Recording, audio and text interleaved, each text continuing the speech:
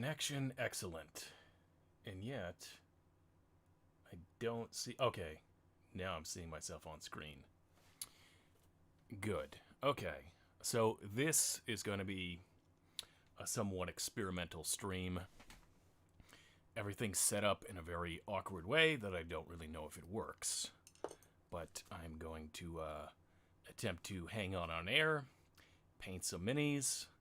I would be playing music right now, but I don't want to get some copyright strike from YouTube or something like that. So, sadly, I don't think I can bother with that right now. I'm currently painting this Adeptia Sororitas 40K figure. There were going to be several more that I was going to attempt to paint if I had time, but because of the weather, the humidity has been astronomical, and so it didn't make it, made for terrible conditions for priming the minis. So I just took a pass on that, and I really only have a couple models left to paint from this set of Battle Sisters Squad. I have a whole other set that's ready to be primed and then painted. I kind of got them sub-assembled. This is what I've been going with after experimenting with sub-assembly for a while. I think the key innovation after trying a complete sub-assembly where I just primed each individual piece and painted it, and tried painting various parts. Painting each individual piece was just kind of a disaster, especially when I tried to glue things together half-painted. That just did not turn out well. So,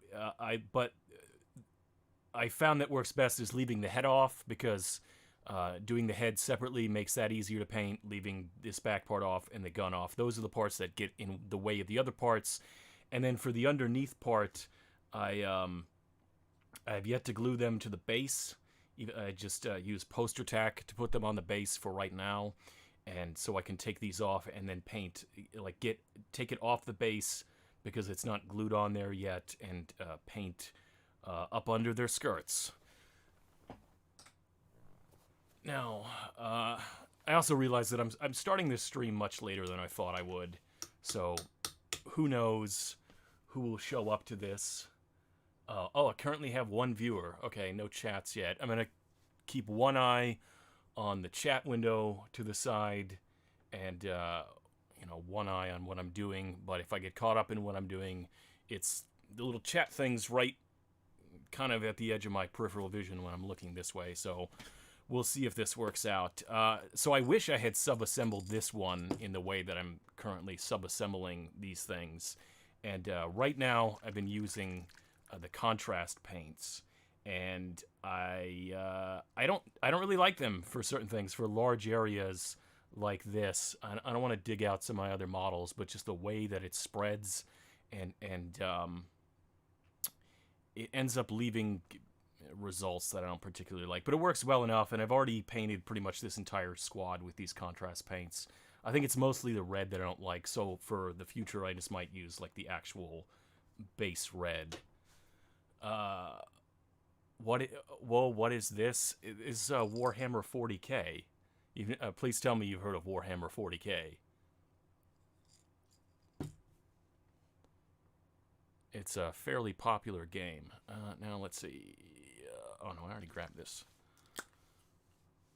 Let's see if I can goop some of this out. I probably should replace this wet palette, because it's kind of at the edge of its lifespan in terms of this piece of parchment paper. I just had to replace the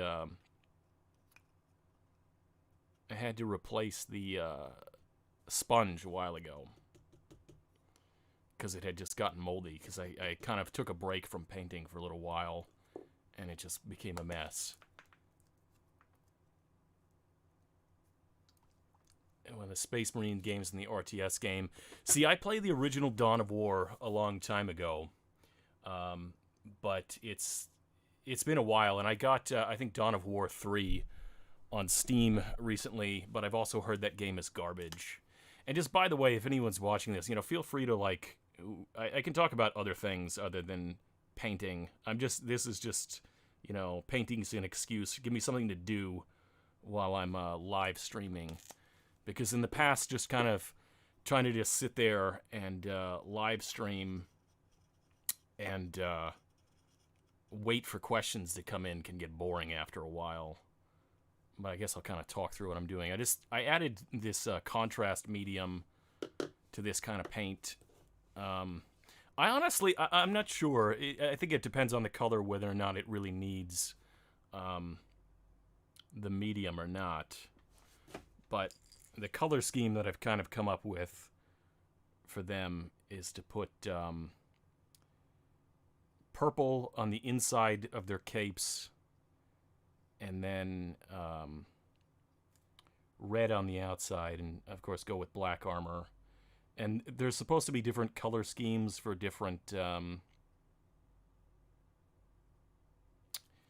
chapters, but I've mostly there is a red and a black color scheme, but I've just sort of incorporated this dark purple that I personally like. If you can see here what I mean about the contrast paints, I'm not sure how well it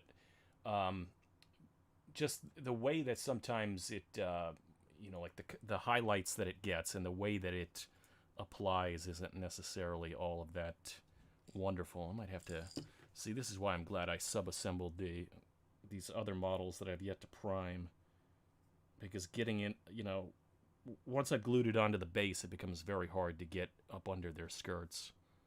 I know that sounds dirty, but I'm being quite literal. They've always been expensive. Yes and no. I feel like with most competitive games, like I don't think a 40k army is really any more expensive than a competitive Magic deck. It really depends on what you're used to paying. And I kind of figured out, because I also paint the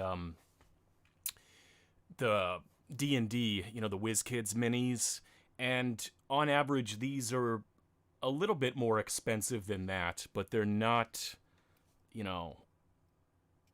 not astronomically more. It's mostly the like the character figures that are absurdly overpriced, and maybe some of the vehicles.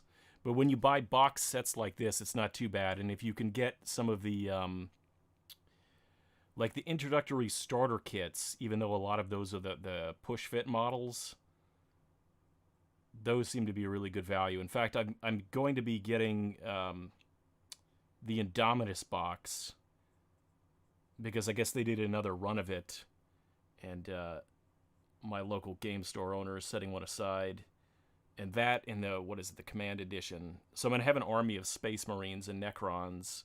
And with those two boxes, which I think one is 200 and the other is 160, so that's 365, I think, because it's 165, for two armies that are at 3/4 strength, and then just might be a couple $100 more per army to fill out 2,000 points. And it might not be the most competitive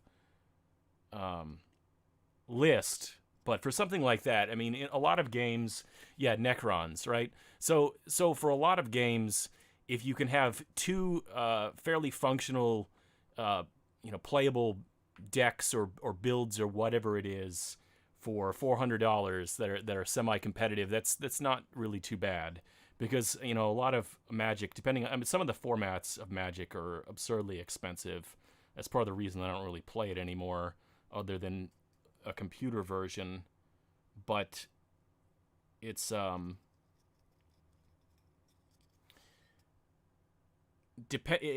long as you don't get into the whole plastic crack thing, which some people do, I don't really think that 40k is more expensive than other games like Magic. Some other games that I was into recently that have kind of fizzled out were the Game of Thrones card game, and and Netrunner, and I started to play, what was it, L5R, but I do not like the new version of L5R, and I could go on a whole rant about that, honestly. Having played the original version, over 20 years ago, but I feel that with those LCGs where you just buy all the cards, you end up spending I don't know how much I spent on Game of Thrones, but I definitely could have bought a 40k army for the price. Don't think I've heard of L5R. Legends of the Five Rings. It's like a samurai game, and it was the IP has been owned by a few different companies. First, it was owned by I don't remember the name of the company off the top of my head, but there was the original owners. Then they sold it to Wizards of the Coast, who make Magic. Then Wizards of the Coast sold it back to the original owners, and then the original owners sold it a couple years ago to Fantasy Flight.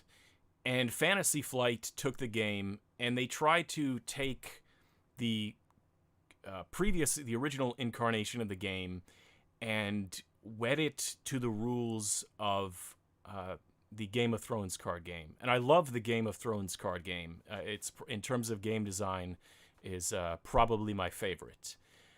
The problem is that the way they designed it just did not work.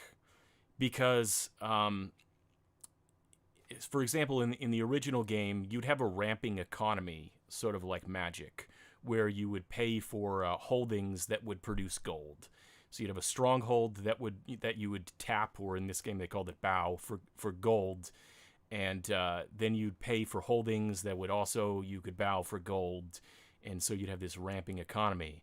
This new system of Legends of the Five Rings, basically your economy plateaus by about the second round, because it has like a round phase instead of a turn phase, and that's fine, except at the same time they have this auto board wipe mechanic where the characters that you play, they don't necessarily stick around. You have to invest your incredibly limited resources in paying extra fate. That's what they call the economy of the game. Paying extra fate to keep those characters in play for additional turns, because one fate is removed at the end of every round of the game.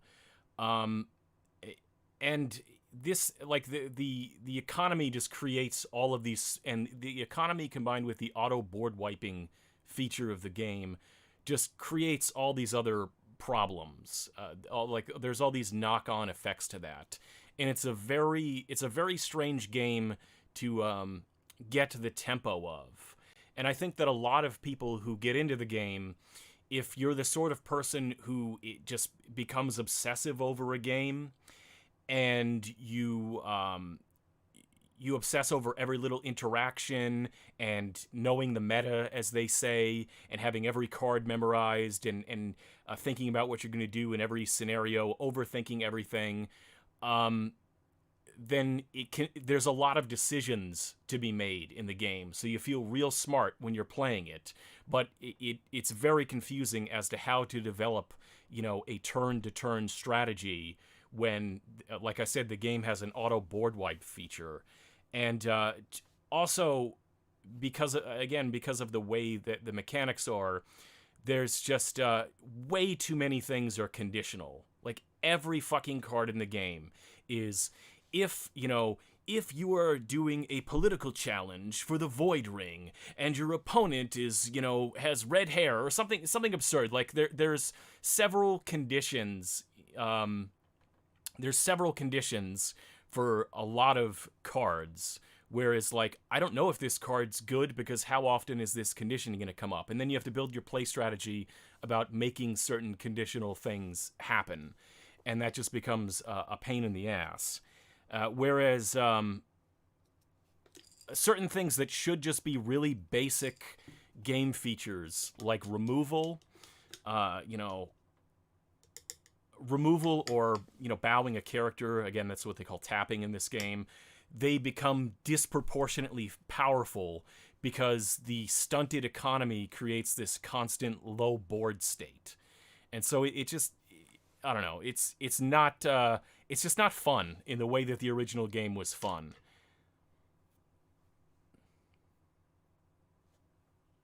Sounds pretty tedious too. Yes, exactly. No, I don't want... Oh, wait, Blood Angels. Okay, this is what I want. Almost thought I grabbed blood for the blood god for a second.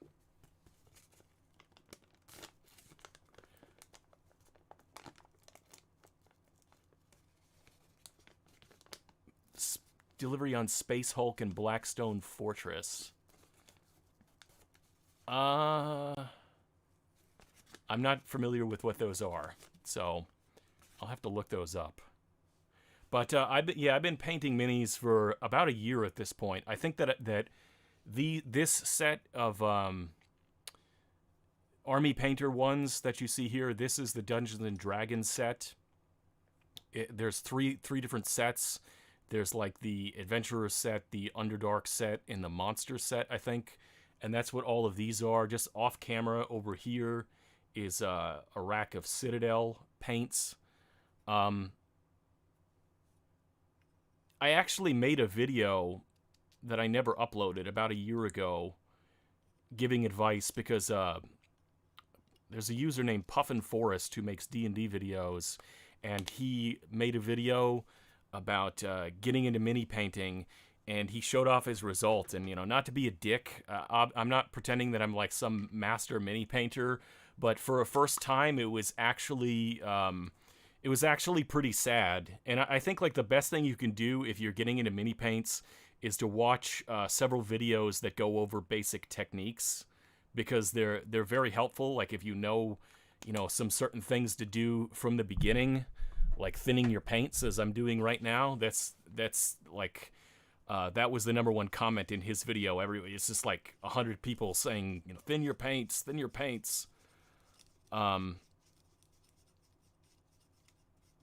But just basic technique stuff like that helps. And what I would say is that I'm basically a competent painter. Like I'm not going to be. I'm not. There's that famous picture of the derp face Space Marine, right? Like I could. I'm not that bad, and my first results were definitely better than Puffin Forest's first results. But I'm not going to be winning any awards anytime soon. But I'm still trying to up my technique. This is honest. I'm just now getting into Warhammer, even though I have a cousin who taught me to play Magic back in 1995. So 25 years ago now. And he, at the time, wasn't really into Magic anymore, and so he ended up giving me some of his cards. But what he was into was Warhammer, both the original Warhammer Fantasy and 40K. I think he was mostly into 40K. But he introduced me to the game, even though he didn't really teach me how to play back then. So I've been familiar with Warhammer for 25 years now. But I think that what really started to get me into it is as I got into RPGs and got used to, concepts like skill checks, that it also painting minis, obviously, starting to paint D&D minis. Also the fact that some of the other games that I played, the meta just kind of fizzled out. I just figured, you know what? I've always had an interest in this game. I've always been curious about it, because my cousin kind of made a very half-hearted attempt to teach me, when I was 11. And like I said, I've been familiar with the game for 25 years. So I just decided, what the hell? I'm going to give this game a shot. But certain things are new to me with painting these things as opposed to painting the D&D miniatures, because the D&D miniatures come pre-primed and pre-assembled. So priming and assembly, although I'm familiar with the concepts, until I built these, I've never done it before. And like I was saying before, I've started to experiment with sub-assembly. And I should probably re-angle this camera, because I don't know. You know what? I just realized something. Apologies. I should move this over here. Let's see if it's going to update. Okay, now it updated. I think it makes a lot more sense. I just now realized, because I wasn't really paying attention to how the stream was, and the picture-in-picture thing was blocking like how I'm holding this. Anyway, let me take a moment to catch up on what's going on the stream here after I get these last bits of...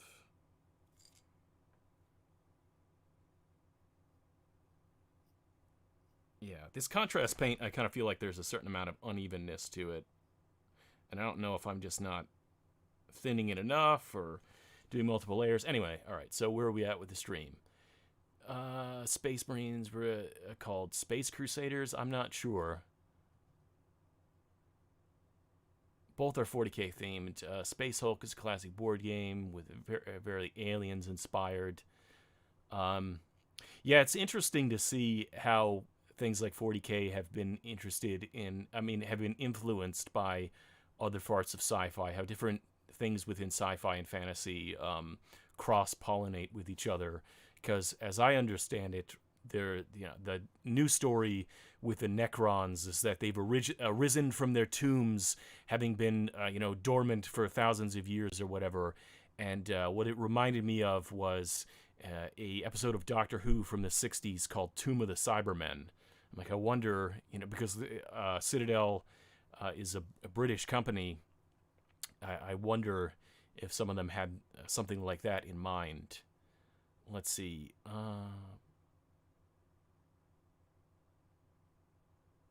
Sounds like certainly games on Steam. So okay.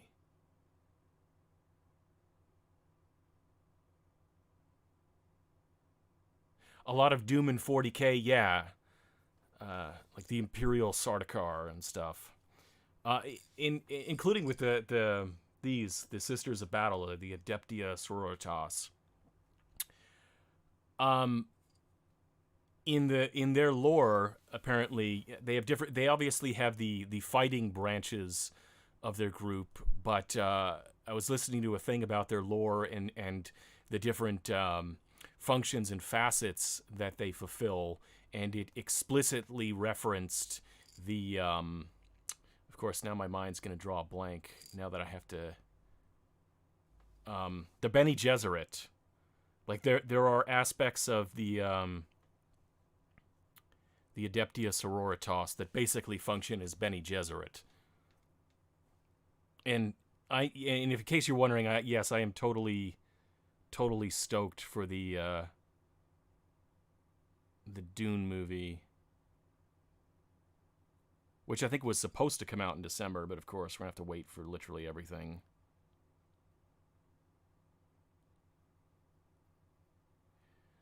Let's see.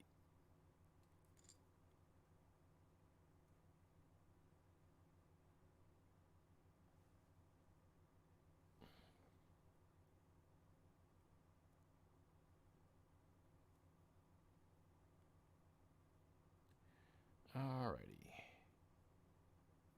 It's kind of weird to try and keep a constant stream of talk going at the same time and also paint very fine detail on something.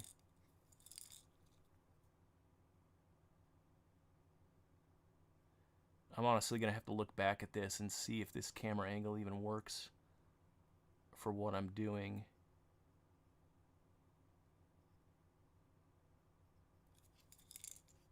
I'm definitely not as painting as fast as I usually do, I can tell you that. Not that you should paint super fast, but... Okay. This is where it gets tricky. I guess one of the major problems also with this contrast paint is that I found when you do mess up that it's really hard to it's harder to fix, and it's easier for, I guess, because of the consistency of it.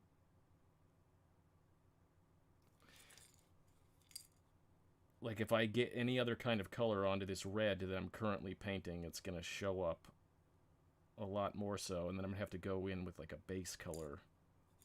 Because I was just thinking that because, let's see if I can get it to show up. what am I looking at? Yeah, like this edge here. This back part needs to be purple. All right, where's the chat at? What was with the Pink Floyd song in the trailer? I don't know. Sometimes I like those covers like that. That there was the Depeche Mode cover for one trailer. I think it works in that context. And there was another one that I'd Love to Change the World cover. I think I saw that in a trailer. Maybe I saw it somewhere else. I mean, I don't think they're the world's greatest covers, but sometimes that, you know, it's a cool kind of rendition. But I agree. I'm not really sure if I like the Pink Floyd one. Let's see. Should I go back and try and get this bit of purple? Yeah, I guess I'm going to have to.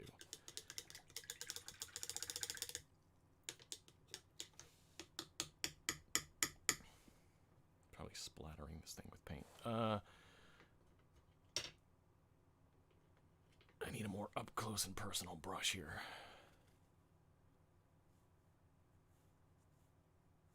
One video that I was watching recently about painting was showing doing dry brushing with makeup tutorials. I mean, with not makeup tutorials, with makeup brushes.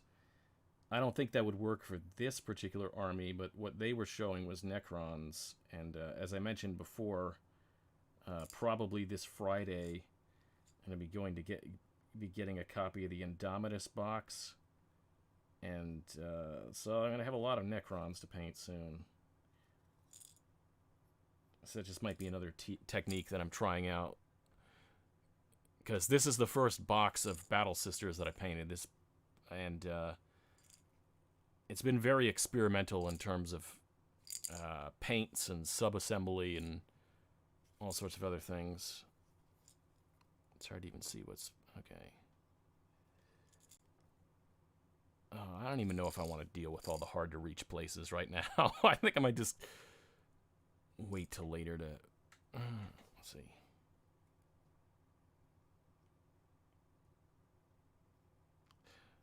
Like I said, I don't know if anybody was watching when I said it, but the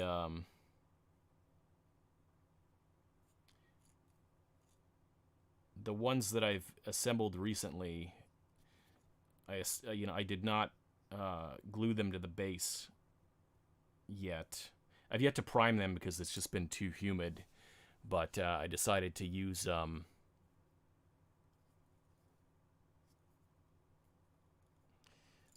sub-assembly style where I can get, not glued to the base.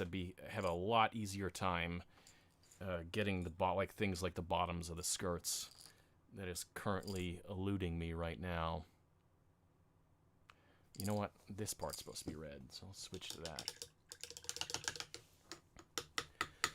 What's going on in the chat? Personally, I'm not a fan of injecting pop covers into movie trailers. Well, aren't you glad it's not like some blasting horns? It's interesting, I don't know, movie trailers recently, there's always going to be trends because, 30 years ago, every movie was like, we don't have to imagine what a Dune movie would have been like 35, 40 years ago because there was one, but,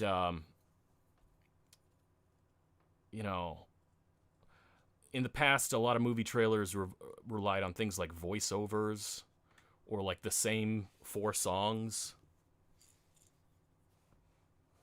So, and then there was the let's put horns in and rip off Inception trend in movie trailers.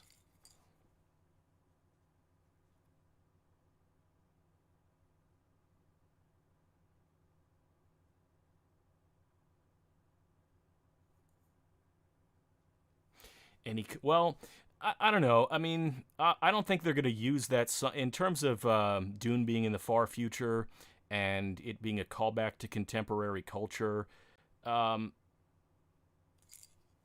It's not like they're going to use that. I would be very, very surprised if they used that song in anything other than the trailer. So, It's just trying to set a kind of a tone, and it works well enough for that. It's not like the trailer is the movie itself. If it was in the movie itself, I'd be like, yeah, that was a mistake. But who knows? Maybe billions of years in the future, they'll be listening to Pink Floyd.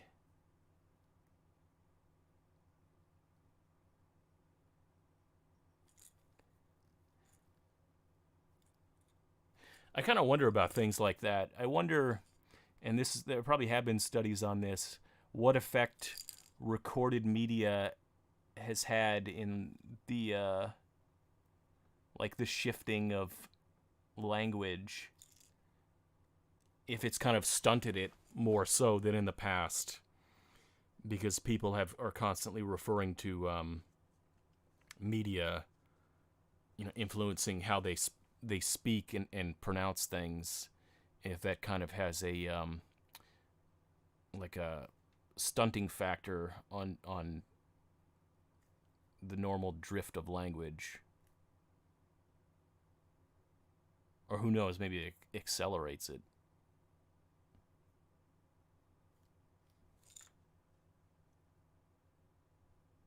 All right.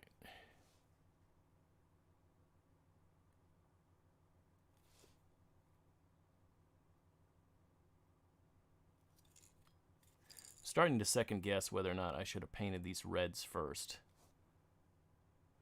Because if the person in here was saying that they just got into minis, like the order in which you paint things matters a lot in terms of, like start with the hard to reach places, which is mostly what I've done.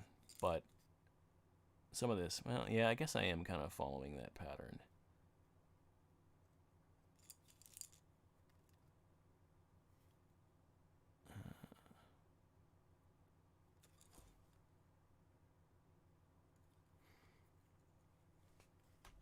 Yeah, I have no idea how awkward I look on camera right now.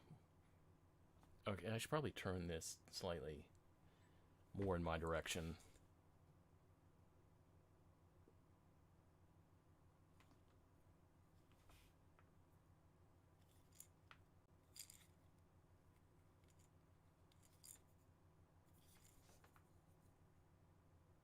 Yeah, when I was in college, I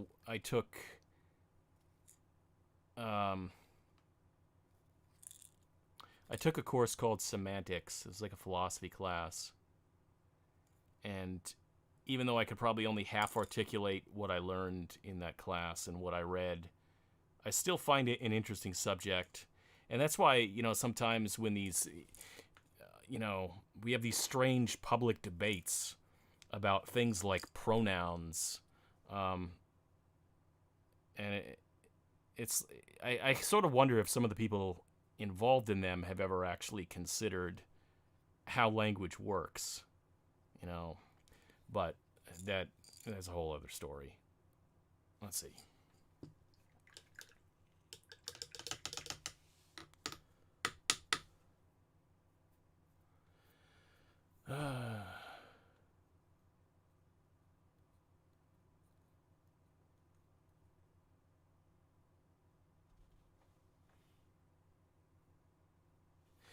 I think, well, it has only been 100 years, but there's obviously been some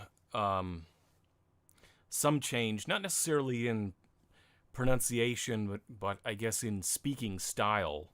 If you listen to, radio from, the 30s and 40s, television from earlier time periods, there's definitely different speaking styles, but at the same time, I'm not entirely sure how much of that is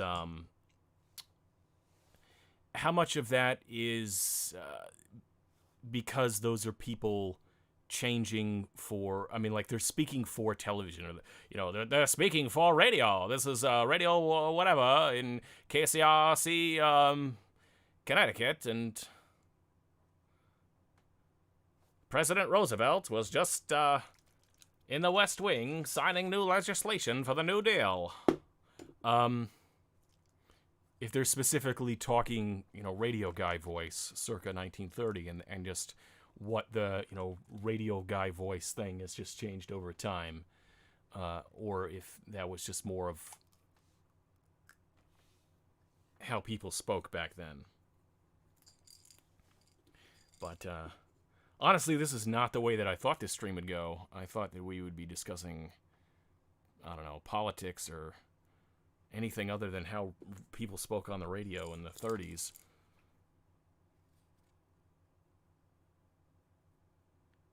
Let's see.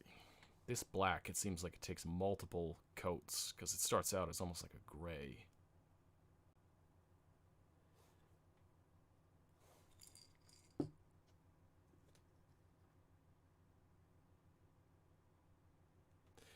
That's why, yeah, I pretty much do this directly from the pot, because this starts out as like grayish.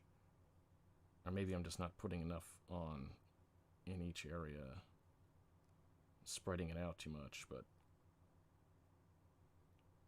what is this? Black Templar contrast? Yeah, all these contrast things, I think they're very good for certain things, but I don't know if large surface areas is one of those things that they're very good for.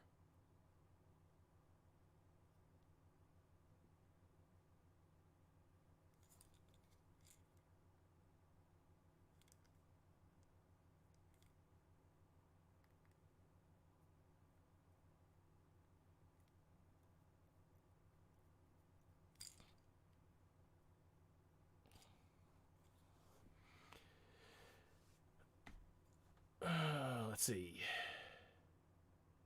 Concurrent viewers. So yeah, I mean, anyone in the chat, you can feel free to talk about whatever you want me to talk about. Tell me what you want me to talk about, and I can riff off that. Because right now I'm just, I don't even know how I don't even remember how I got on this subject. Just, let's see. Trying to keep this.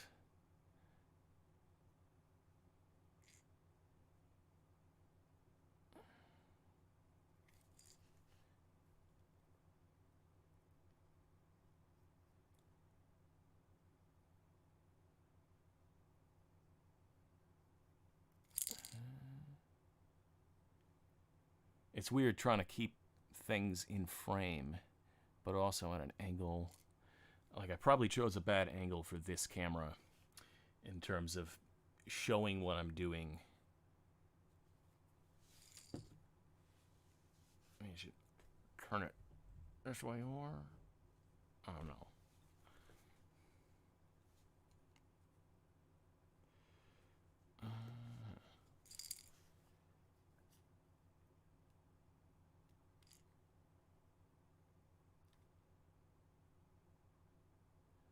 Let's see. Oh, let's kind of come. Yeah.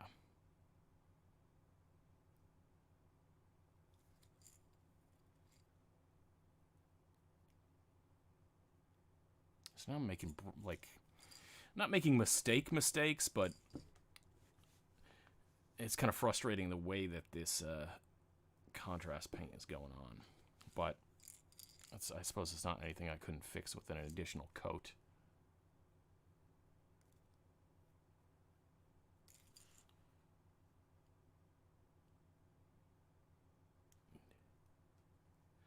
It's like at the corner of my eye, I see something, and then I look up at the chat, and I guess it's this line graph thingy here.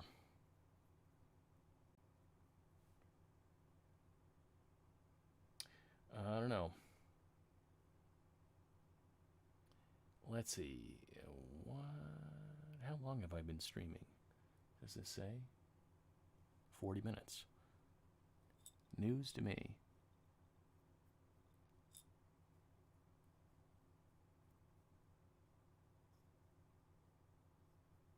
Just gonna paint some happy little trees. I'm gonna put a happy little bolt rifle on this here nun. Have her exterminate some Xenos.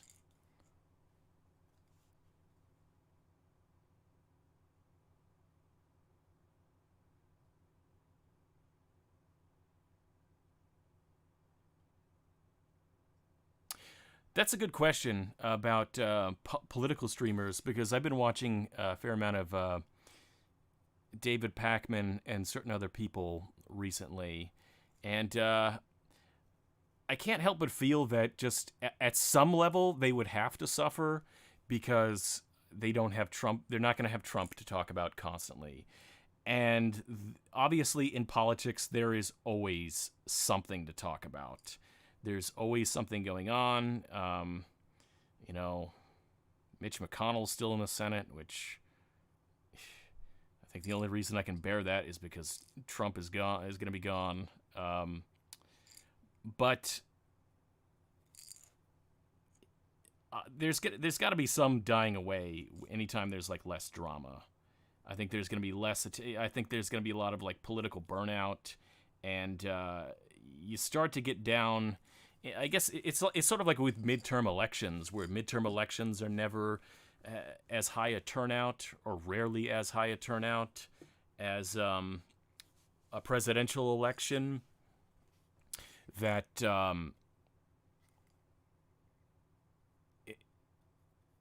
I don't see how they could sustain the same sort of momentum and energy, but I don't know if it's going to be a huge.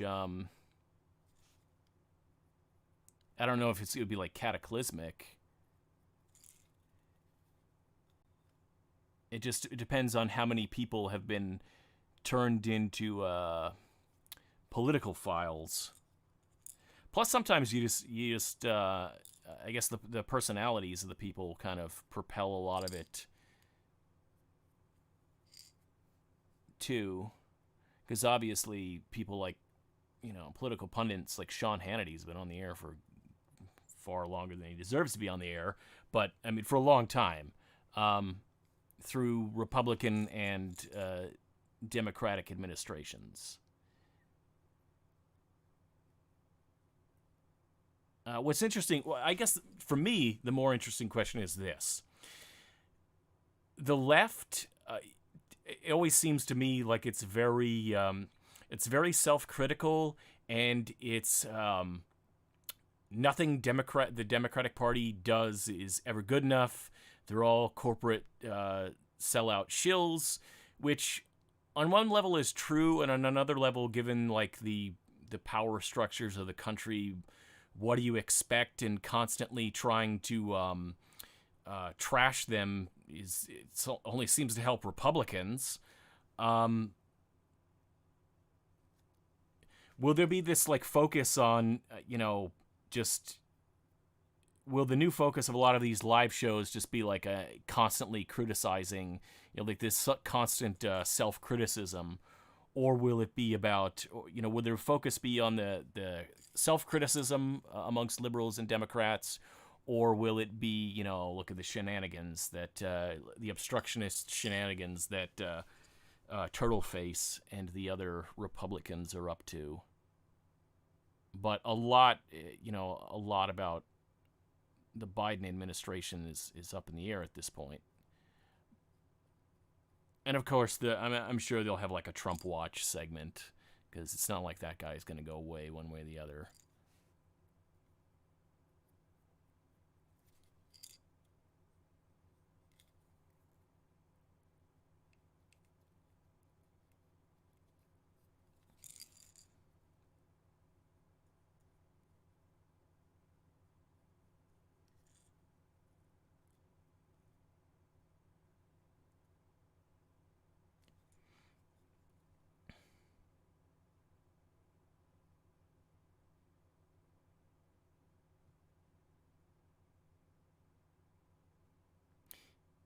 TBH.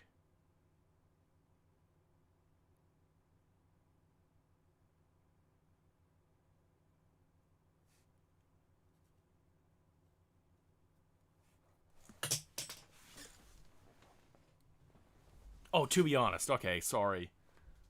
Yeah, slow on the uptick. Sometimes I feel like I should just make more videos analyzing liberals. Like, I don't want to give ammunition to conservatives. There's part of me, but there's another part of me that's just like, I don't know. I guess I have very strong opinions about how a lot of liberals conduct themselves and how counterproductive it seems to me very often, and how kind of unrealistic. And I guess, there's this idea that when you get older that you become more conservative, and young people are liberals, old people are conservatives. I don't feel that I've become more conservative as I've gotten older. What I feel instead is that I guess I look at things, regardless of how I personally feel, in a more amoral way, and a more pragmatic and amoral way, where there's a lot about the world that I see why it is the way that it is, and even though on a intellectual and moral level I feel it should be different, I realize that being intellectually and morally correct doesn't really count for much in things like politics. And so a lot of the people, just take for example this we don't want to compromise, every time we compromise it just enable, etc., etc., etc., that you hear from a lot of liberals, that mainstream Democrats are never good enough, and everything's they're all sellout neoliberal shills. And yeah, okay, maybe, sure, why not? But it doesn't actually, it doesn't change the dynamics of the game. It's not like, I don't know. It's hard to articulate and paint fine details on a model at the same time. But yeah, the world isn't the way that it should be. But I feel like a lot of people, they essentially what I call moral blinders. They just seem to think that being correct is, should be the end of it. Well, I'm right and they're wrong. End of story. But it's like, okay, but do you have the votes? No? Okay, too bad then. That's the way politics plays out in reality. And just comparing it to a lot of conservatives, they're willing to, you don't see this kind of hand-wringing over, like, say, evangelicals. I mean, they know exactly, deep down, they know who Trump is and what he's about. But you know what? They wanted a conservative Supreme Court, and they got it. They knew what they were voting for. They knew the agenda. They knew that the people surrounding him would make it happen, and it happened. They knew how to play the long game, and at least for the time being, they won in that regard. Of course, she hasn't been on the court. Amy Coney Barrett hasn't been on the court long enough to make any rulings, and it looks like this ACA thing won't go the way certain conservatives were expecting. But I just feel like a lot of liberals are basically so busy with the fratricide half the time that they're incapable of playing the kind of long game that so many conservatives have. And there are a lot of reasons that Republicans overperform, and part of it is are structural reasons, but at the same time, I think a lot of it is just this the disunity, comparative disunity of liberals, and this like inability to play the long game based on being focused on being thinking that being morally correct about something or intellectually correct about something is sufficient in and of itself to accomplish things, which it's not.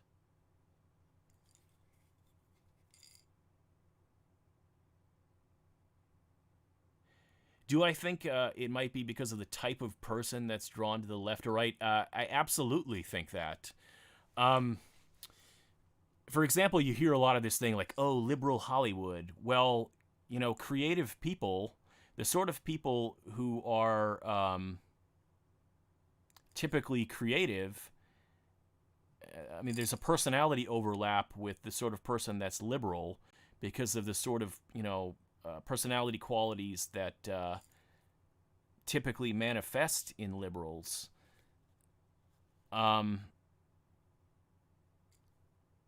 But I think, I mean, obviously, you can talk like broadly about personalities, but I also find that the sort of person that I'm complaining about, these nothing's ever good enough, we're too busy bickering to play the long game sort of liberals, are sort of like, they're not, it's like a subset of a general liberal psychology. So obviously it's not, there are plenty of liberals and Democrats who are obviously not that way. But, personally, I kind of feel like things like anarchy, which is usually, if they're not, some like far left people are some form of socialists, others are some form of anarchists. But in my personal life experience, the brutally honest truth is, most of the so-called, the self-described anarchists that I've met in my life are the last sort of people that I would want to be in an anarchic society with. I think that the way that the Onion put it was, college Marxist apartment is a microcosm of the failures of communism, or the failures of Marxism. Yeah, pretty much.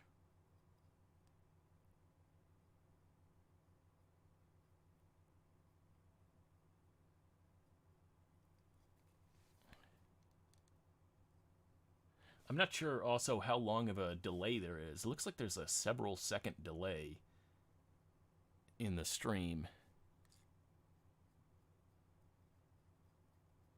So I'm not sure how long to wait for, like, commentary on what I said from the chat.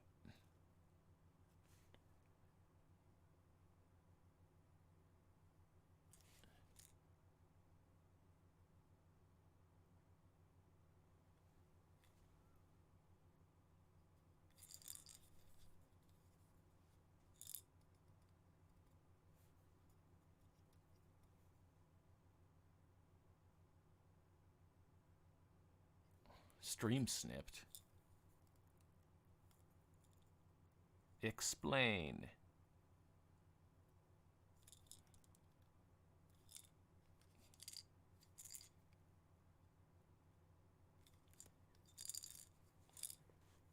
I've had my stream on Twitch crash before. Is that what you mean?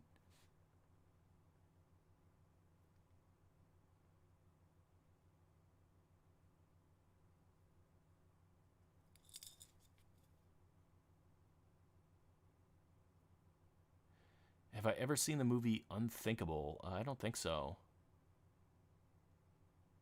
Yeah. This is the. Let's see if I can get this. Is it focusing? Yeah. Oh, sorry.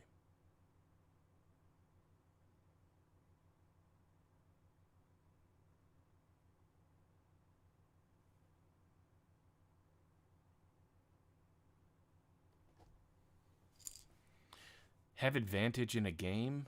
Oh, so it's sort of like, when you're playing, multiplayer GoldenEye back in the day, and you kind of look up at your opponent's portion of the screen. Is that, yeah?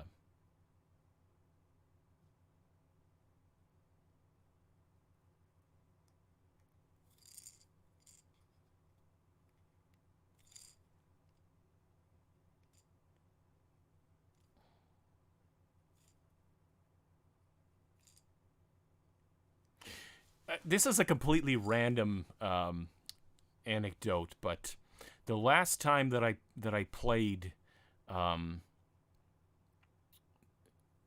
multiplayer was probably about 10 years ago, and I was playing with two friends, and one of these friends, let's call him Dave, because I'm not going to give you his last name, and there's no real reason to protect his identity. It's not like there's not a billion Daves in the world. And we'll call the other person Jeff, right? Let's say Dave and Jeff. And of course, the controllers we had, I think there was it was kind of a hodgepodge. I remember at least one of them was a third-party controller. But we play one round, and I win pretty well. And then we kind of like changed up controllers because of the weird controller situation. And so let's say there's controller number A, and Jeff has controller number A, and then in the next game, controller A switches to Dave. And during the entirety of the game, Jeff says absolutely nothing about the controller A. And then the moment that Dave has controller A, he starts whining about it, like constantly. So we finish that up, and I win again. And I'm like, okay, I guess I'll try this damn controller. Sure enough, there was a problem with the analog stick. But to me, it just showed the difference in certain, like, the attitudes of certain people. Because, like, Jeff didn't complain about it. He wasn't like this, oh, I'm losing and I'm going to blame the controller. Which, I mean, like I said, the controller was definitely faulty. But, like, Dave was really whining about it. And just oh, I want to, you know. I'm sure you know exactly the sort of thing that I'm talking about. Because in your life, you have probably had multiple people behave in such a fashion. But it's interesting sometimes just the differences in personality and how they respond to the exact same situation.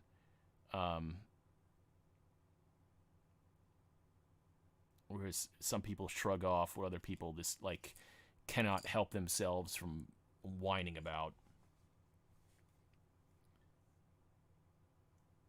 Glad to see me back on YouTube. Yeah, well, I've never really left YouTube. I'm just sort of lazy about making videos. Even like recently, right? I made the video the other day about the election, and as I was getting the comments from the you know, I was looking at the comment section, and somebody mentions Russiagate. I'm like, well, maybe I should make a video about that, because this might be the last time I've ever really gonna want to even think about crap like that.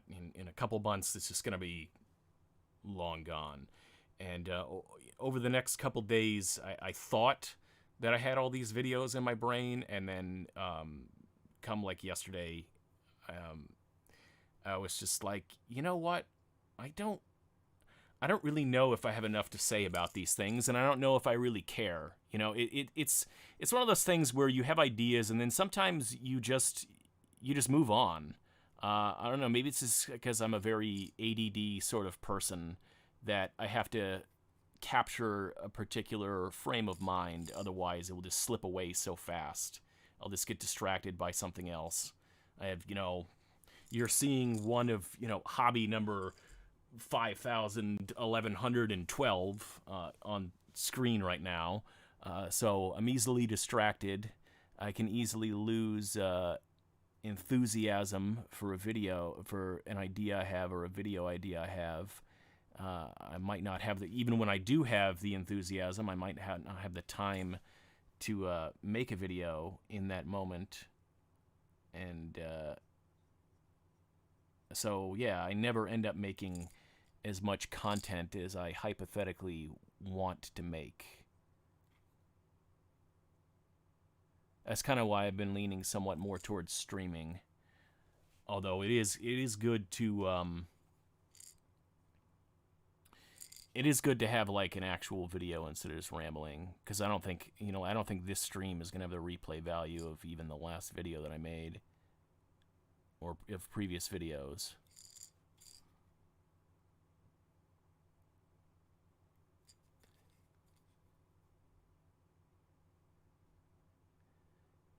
old news, but it seems like the war on atheism has pretty much calmed down. Is that like the war on Christmas? Did we win the war on Christmas yet? I'm not sure.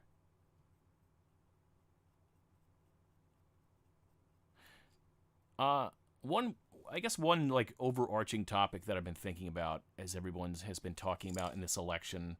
I saw Lacey, speaking of, YouTube atheism, I apparently am still subscribed to Lacey Green because I saw her video today talking about America being a divided country.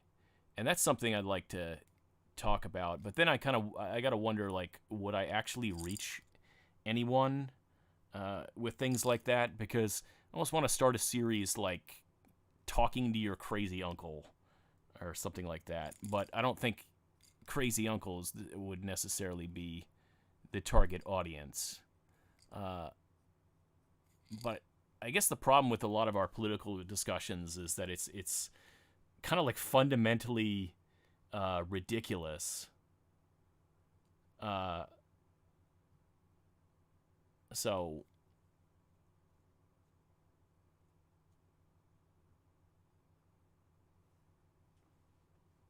let's see. Let me catch back up on where I was in the stream. Glad to see you back on YouTube. The war on atheism. Okay. Ashrana Aeon. Hello. A Pixelated Death. Yeah, of course. I remember you. Okay. Let's see.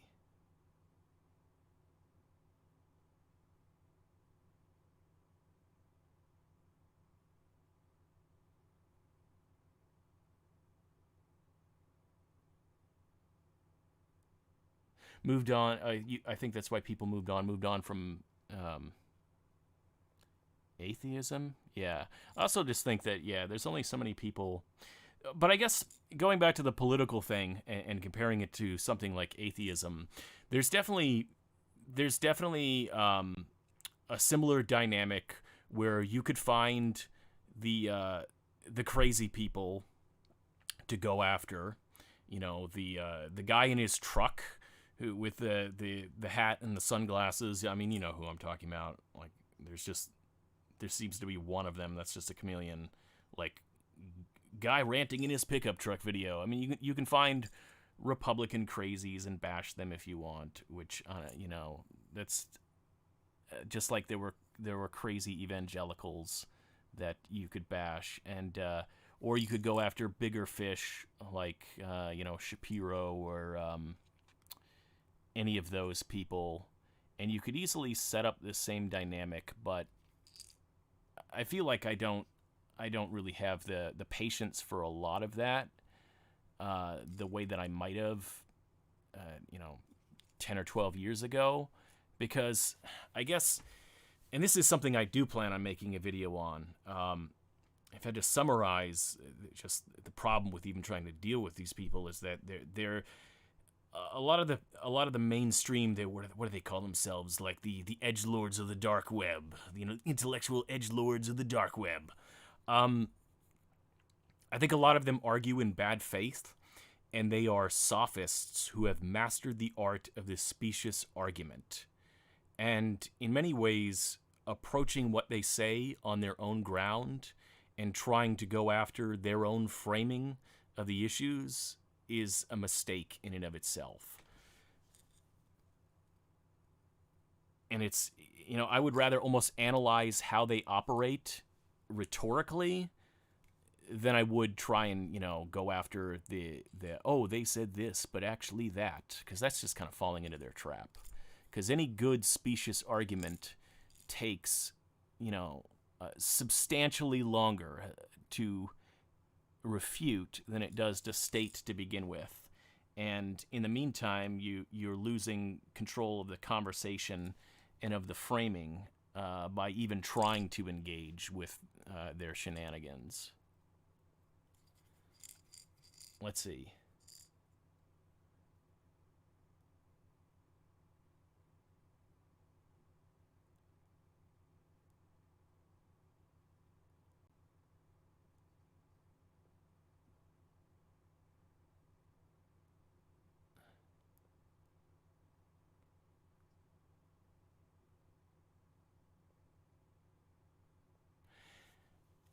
So the schism of the YouTube atheism, a victim of its own success. I think it was a victim of its own success, but also a victim of its own style, because it set up an antagonistic framework. And this is something I'm certain I made a video on a long time ago, that it created its own antagonistic framework, and when it was no longer fun to go after people like Venom Fang, then you gotta find some new target. And people say that it was over feminism, but as I recall, and of course everybody's perception is different, but some of the early videos were just, over something ridiculous. The early infighting at that period was just over something ridiculous, like Thunderfoot gets upset at Coughlin for something like that, and then there was that kind of early sparring with each other. Let's see. It's kind of hard to, okay, so I'm holding this like this. Is that, I've moved here. See, that kind of starts to go out of frame. Actually, I need to create like a stand or something to,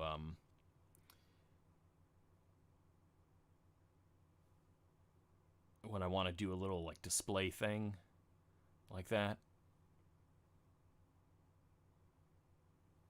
It's looking okay so far.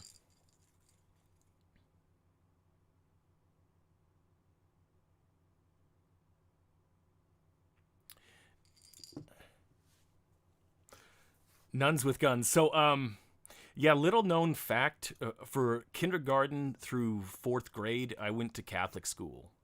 I don't come from a Catholic family.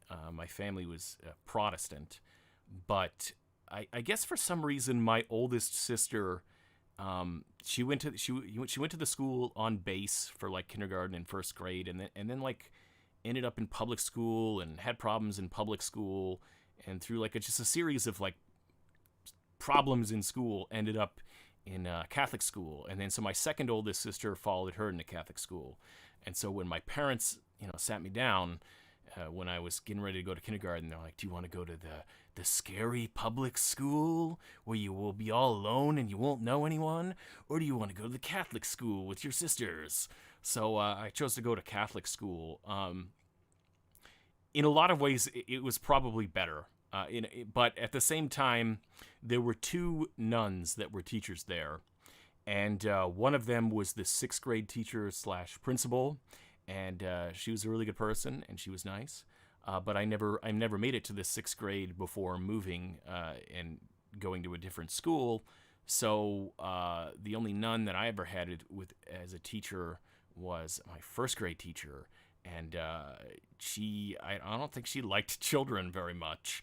And one time she got upset at my friend Robert and ended up duct taping his mouth shut, because you can do things like that when you're a nun in a Catholic school.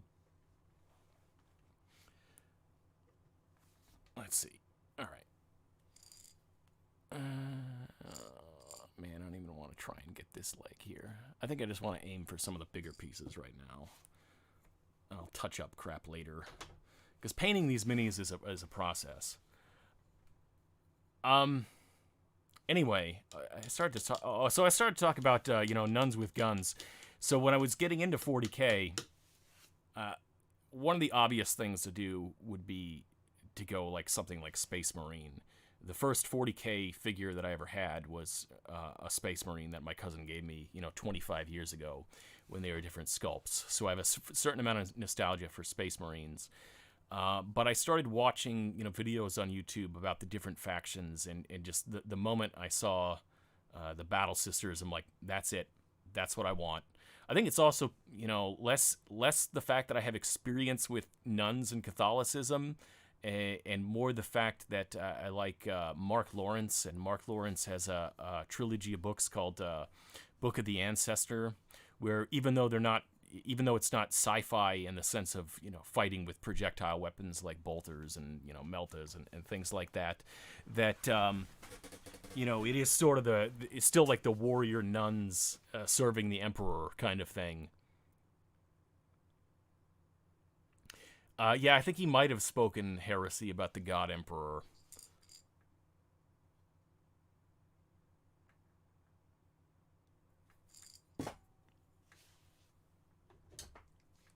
I honestly, because it was first grade, which was 30 years ago, so I don't even remember exactly what it was over. But the thing is, he actually bit his way through the duct tape like 2 seconds later, and I think after that she sent him to the office. But it was not like as a tactic for shutting him up. It was not effective.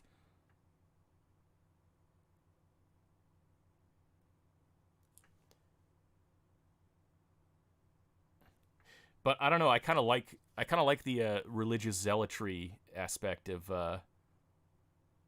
some of 40K.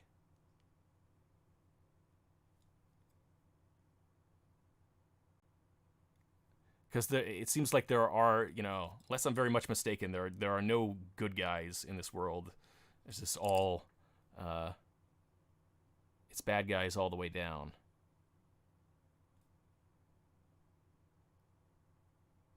Although I guess certain factions like the Salamanders are supposed to be, bleeding heart liberals or whatever, saving civilians and stuff.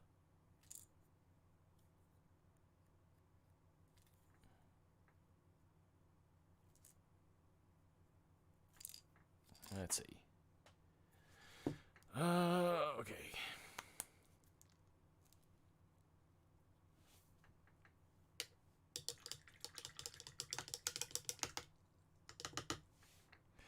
Tau used to be good guys until people complained. Were they like, what is this? Truth and justice? You promised me grimdark. There is only war.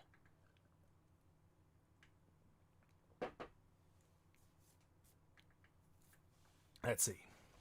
What kind of color is this?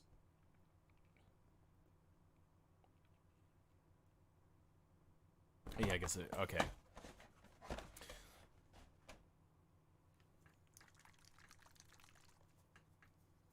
This Wildwood contrast was the first contrast that I ever used, and I mostly used it on wooden things, things with texture, on certain bases, for like the D&D minis, and that's when I got my high opinion of contrast paints. And then I got other contrast paints and started to use them on different kinds of surfaces. And then my opinion's like, I don't know if these are really meant for large surface area things. And like I said, I'm still experimenting. This is the first squad of these that I've done. Maybe here in a minute I'll show off some of the ones that I've already mostly finished painting. I've been waiting for like 3 weeks to get a hold of one, I think it's like Thunderhawk Blue or something like that, for doing edge highlighting on these things. See, I think see things going in the chat.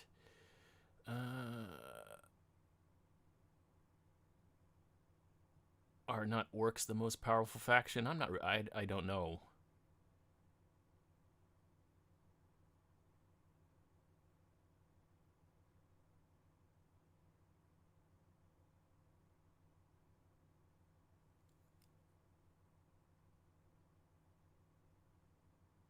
Get some and paint them. I know you meant paint, but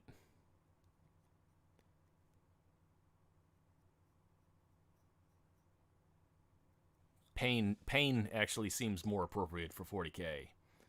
It's like, this makes me want to spread pain.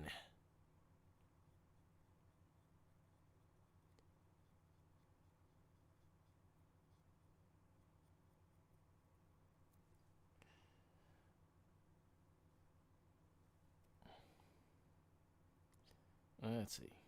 So yeah, this contrast paint, when I'm doing like this wooden pole, it works beautifully. But something organic, it doesn't have to be all the same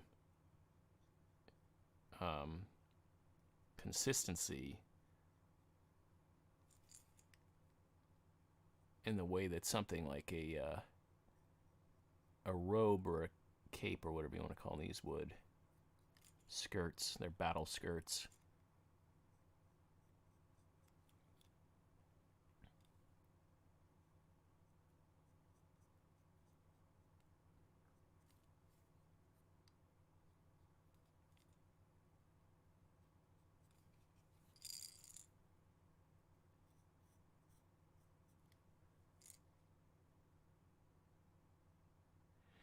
You prefer 40K versus standard? I'm new to all this, honestly.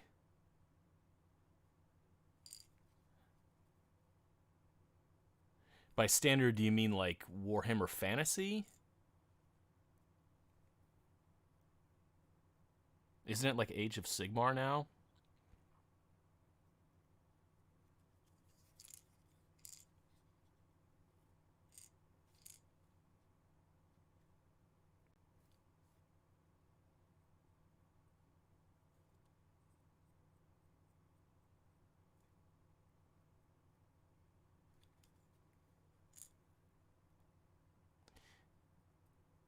If you mean like, do I prefer 40K as a setting, like a sci-fi setting, versus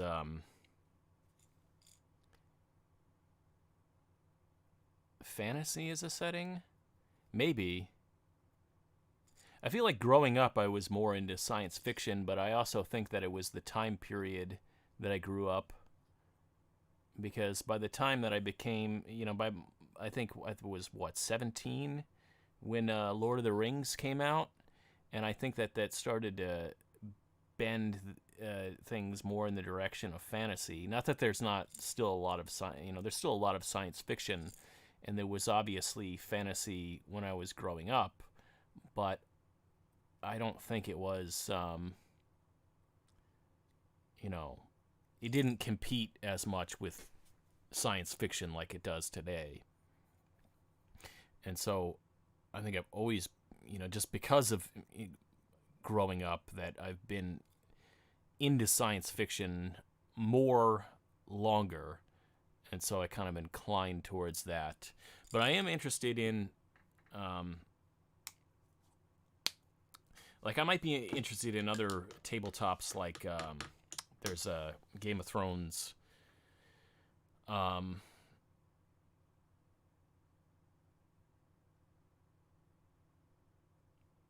Yeah, whatever the one without guns and tanks. Yeah.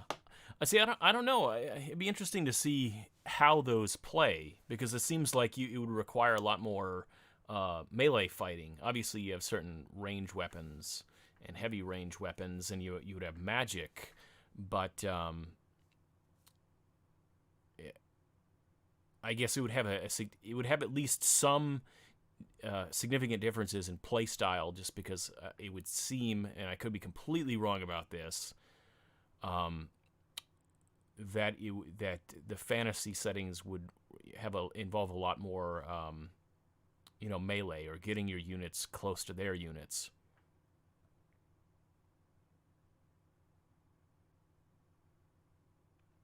I just started playing D&D, I don't know, like a year and a half ago or so. And I just started painting these minis a year ago. Also, for me, it wasn't that, you say I grew up in a Christian home in the 90s and it was considered evil. That wasn't the reason that I didn't play D&D growing up. I just think that it wasn't really, I had obviously heard of it, but I didn't really know anyone who played it. I think there was something of an age gap. There's been a big renaissance of D&D recently, but when I was, say, I think I learned to play Magic when I was 11, and 11, 12, 13, 14, 15. I didn't know anyone my own age who was into things like Dungeons and Dragons. It was like 25-year-olds were into Dungeons and Dragons. It was something that was there, but so I guess I just never had the opportunity to get into any kind of RPG until much later.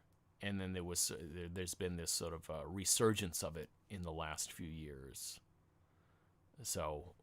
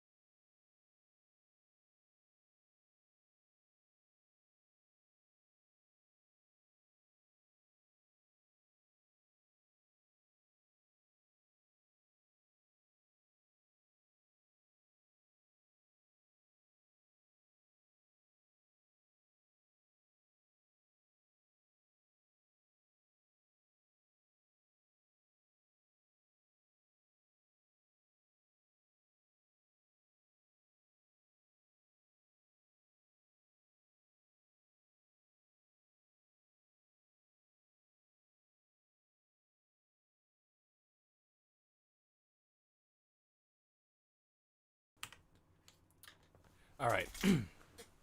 I want to grab some models because I'm getting kind of... I need to take a slight break from actually painting. This one I did for a competition. There was like a paint night kit thing that was going on. But I pretty much just followed the instructions that were on the... not followed the instructions, but I followed the color scheme that was on the box. It was kind of unoriginal because I hadn't been painting in a while. Because, again, I'm sort of easily distracted by things. And, my paints had just sort of sat there for a while. So this sort of kind of got me back into it. That was one of the more recent things that I painted. It's okay. And this is what I was saying before, is that I feel that I'm not going to be winning any competitions. Yeah, it's a Manticore. I'm not going to win any painting competitions, and I'm not going to be like, look at me, I'm the greatest. I'm excellent at this mini painting. But this is not embarrassing. This was a barbarian that I did. Because I actually made a character sheet for this guy. Call him Bronan, the Barbarian. I think I did this back in February.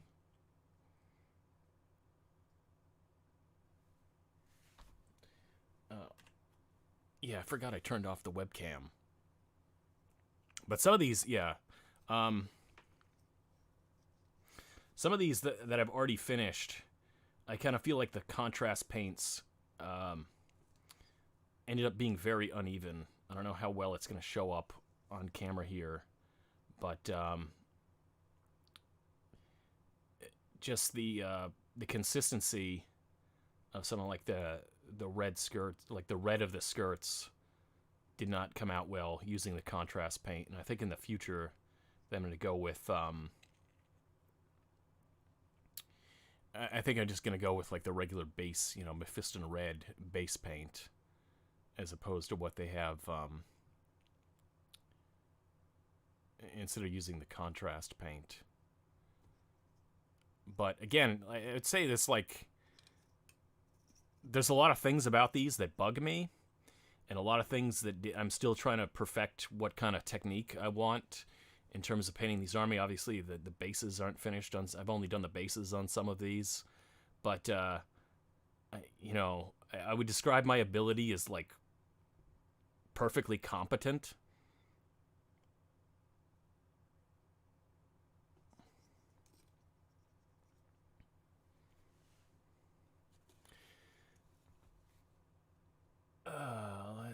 Concurrent viewers 10, concurrent viewers 5. What does that mean? Does that mean there are 5 people in here now? Does that mean there are 10 people in here now? Likes 2. No wonder I'm tired of painting. It's been an hour and a half. Okay. Yeah, I think I just might chill out and talk from now on. Maybe do a little... maybe set up this camera to do more close-ups. Let me re-angle this camera. I can also switch... because I bought a new keyboard recently for gaming, and it has these G buttons on the side here, so all the OBS controls, if I want to mute the mic, switch the scenes, and that sort of stuff are right on the side, whereas before I had a separate thing for that. And it turns out it's called the Logitech G13.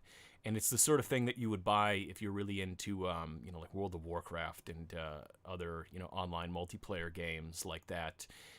But anyway, it turns out I bought it 3 years ago, and at some point they stopped making it, and now it sells for significantly more than I paid for it. And because I now have this keyboard, I think I'm going to just go ahead and sell that if I can get around to it.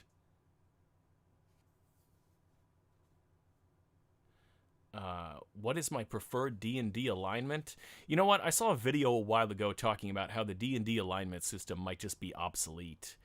And I right now with D&D, for a while before COVID, I was playing at a sort of like a drop-in game at one of the local game stores.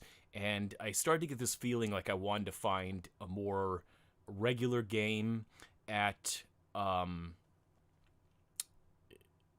obviously still a game store, but how would I put this? A place that wasn't so loud, a more private session or a more limited session with a consistent group of players. And because I don't feel when I was playing before, there wasn't as much role playing as I would have liked, and even just like everything just seemed to take forever because the games had too many people, and oftentimes you'd be in a different party every time. They just sort of had this overarching narrative of you're a member of a guild, and you go on different little side missions, but just doing things like developing the moral alignment of your character. You almost have to have a consistent group and certain things to even start to develop your character in that way, I feel. But hold on a second. I want to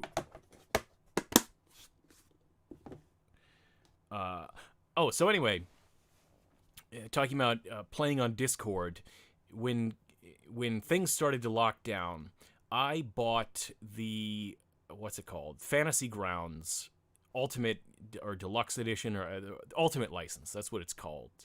And I tried to get some of my friends who live in other places to play. And either one, they weren't into D&D and they didn't want to do it. Or two, they already had groups going. But I feel that almost everyone seems to have gone with Roll20. It's just like, I buy Fantasy Grounds and everyone else is like, we're playing on Roll20, which they make it seem like it's free, but it's kind of not. And you can play Fantasy Grounds for free if someone has a Ultimate account, which, like I said, I did. And if you do, go in for like the books and stuff like that, they're significantly cheaper on Fantasy Grounds than on Roll20. And there are still ways in which the DM tries to make they try and get the DM to be the one who pays for things. And so it appears to be free, but it's not really any freer than Fantasy Grounds. So I'm not entirely sure why everyone went with Roll20, but I think it was just the perception that it was free when it's kind of not. Or not any more than Fantasy Grounds. It's just more that one particular person ends up doing most of the paying. So that never really took off. So that was, like $90 or whatever I ended up spending, because it was on sale. But, I still spent like, I don't know, I probably have, I don't remember how many of the books I bought, but probably close to $150 sank into Fantasy Grounds, and I haven't used it yet.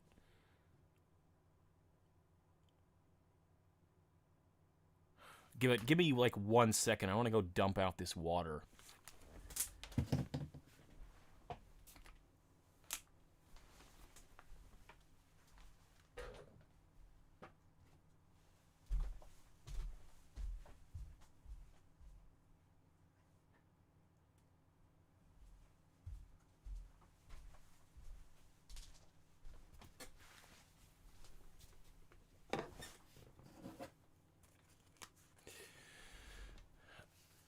All right. Let me put some of these back so they're not in the way, but I also kind of want to. I should put this one on here. Let me see if I can angle the camera in such a way as to.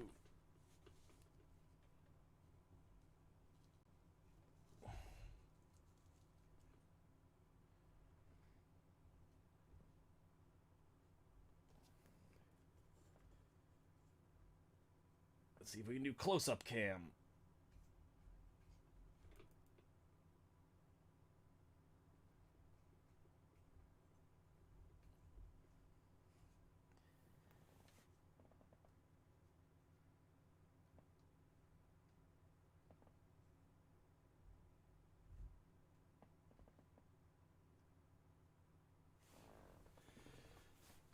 All right, something like that. Anyway. let's put some of this crap back.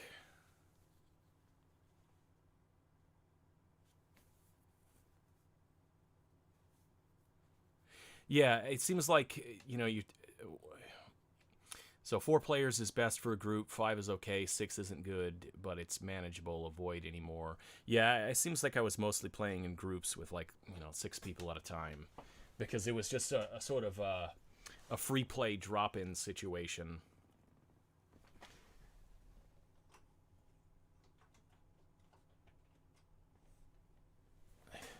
Let's see if I can...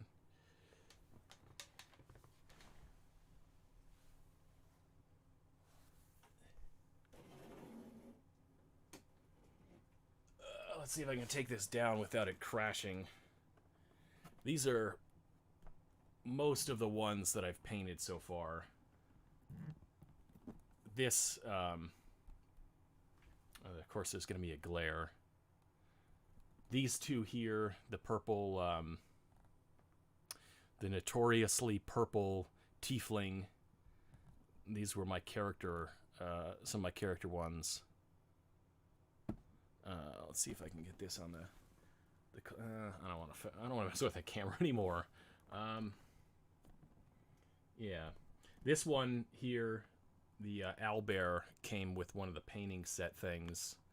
This headless guy, who's not supposed to be headless, came with one of the painting things.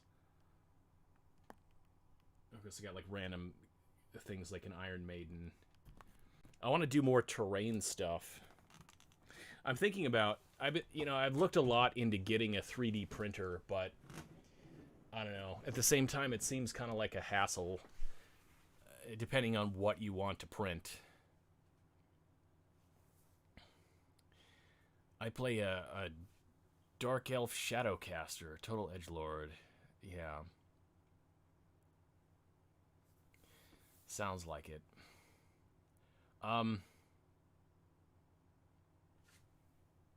What's the word I'm looking for? For Dark Elves of the Underdark. Dark Elves of the Underdark. There's a particular phrase that I'm looking for, and now it's slipping my mind. What is it? Drow. Yes, drow. Is that what you mean by Dark Elf? A drow? I think I have... Because that was one of the... Yeah, okay, that was one of the sets that I got for these paints. Like, this is what, Underdark Indigo. There's... like I said, I have a set of the Army Painter Dungeons & Dragons paints.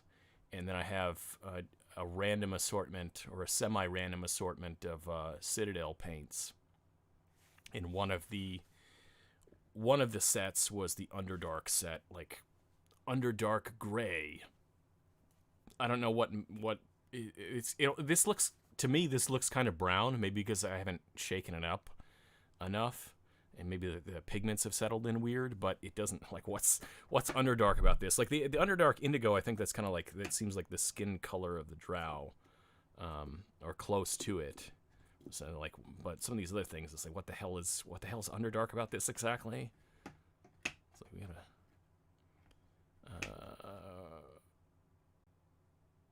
Fairy Haze Purple, I think that came... Or Ferez Purple? Yeah, I think that came in the Underdark set, too.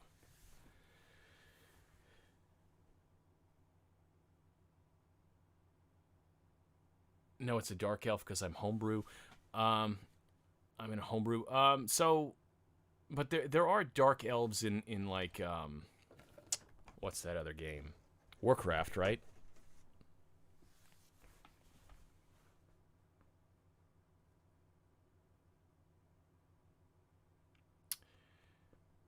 All right, thank you, GM Gunner. Have a good night.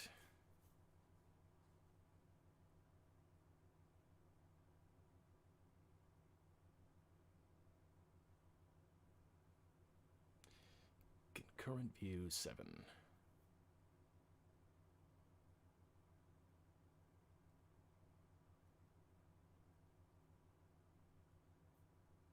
Yeah, I find it interesting. Some of these things, Warcraft or Warhammer, mostly things involving games. I guess Dungeons and Dragons would probably fit this category too. Is that I really feel like they have almost impenetrable lore, and the longer they go, the more that there's just this heaping pile of lore that even with a wiki it becomes hard to disentangle. And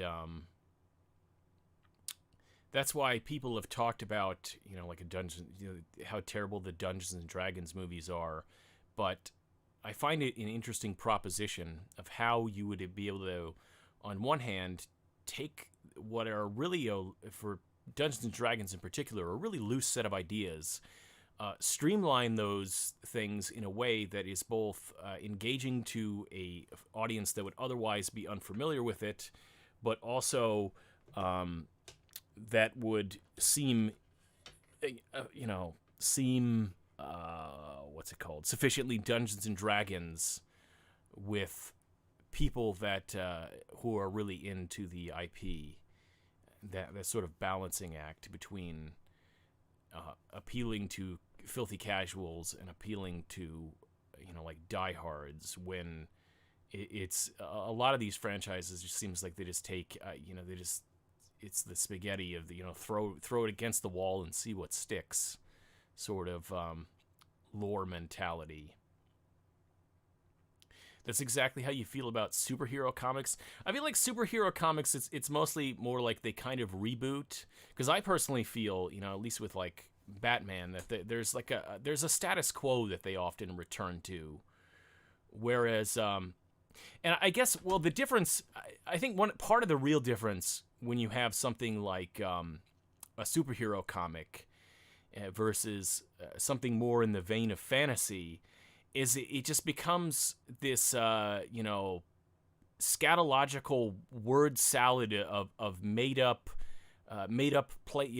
races, and the Nethka, the Nethka zine of the For one example, let me give you like one example of when there's just so many made up terms and phrases and nouns, so many different made up nouns and other things that it becomes almost unreadable. Is what's the first book of Brandon Sanderson's latest series? It's not Oathbringer. That's not the first book. What was the first book called?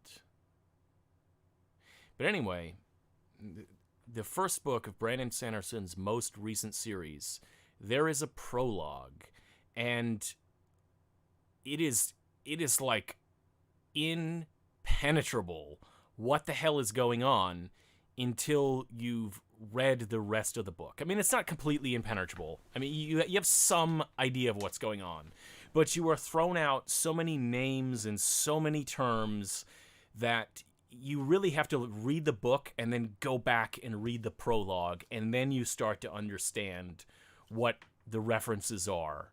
It's like, okay, but it's...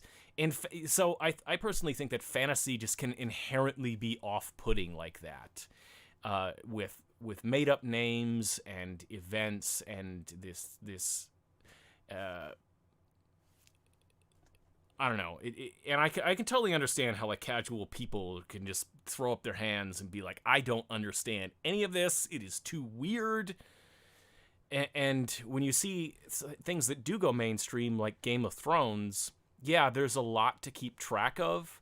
But, they have names like Stark, Lannister, Targaryen's a bit of a weird name, but it's not totally out there, right? You don't have to keep track of 20 different types of sentient races of non-human creatures and a whole sea of confusing names. And it's one of those things about fantasy where I think that I get why they do it, but there are a lot of people who write in fantasy where I feel that they just need to be taken aside and be like, look, you're not fucking Tolkien. Maybe you can write as good of a story as him. I mean, good luck with that, but I mean, maybe you can write as good of a story as him. But you are not like a linguist. Okay, you are not a specialist who can invent your own language. Just dial this shit back to things that people can, wrap their tongues around, that form a sequence of letters that seem memorable to the speakers of the language that you are writing in. Like, don't try and pretend that you're making up your own language and coming up with the most esoteric names possible, because all you're doing is alienating a lot of different kind of readers. Like, you just stop trying to be Tolkien. Stop trying to make up words, all right? I mean, that's just my opinion about a lot of fantasy. And I think a lot of, it's not to say that there aren't fantasy writers who indulge in that sort of thing that are also great writers, but at the same time, it's just, I think a lot of them just need to be taken aside and be like, look, just stop this shit, okay?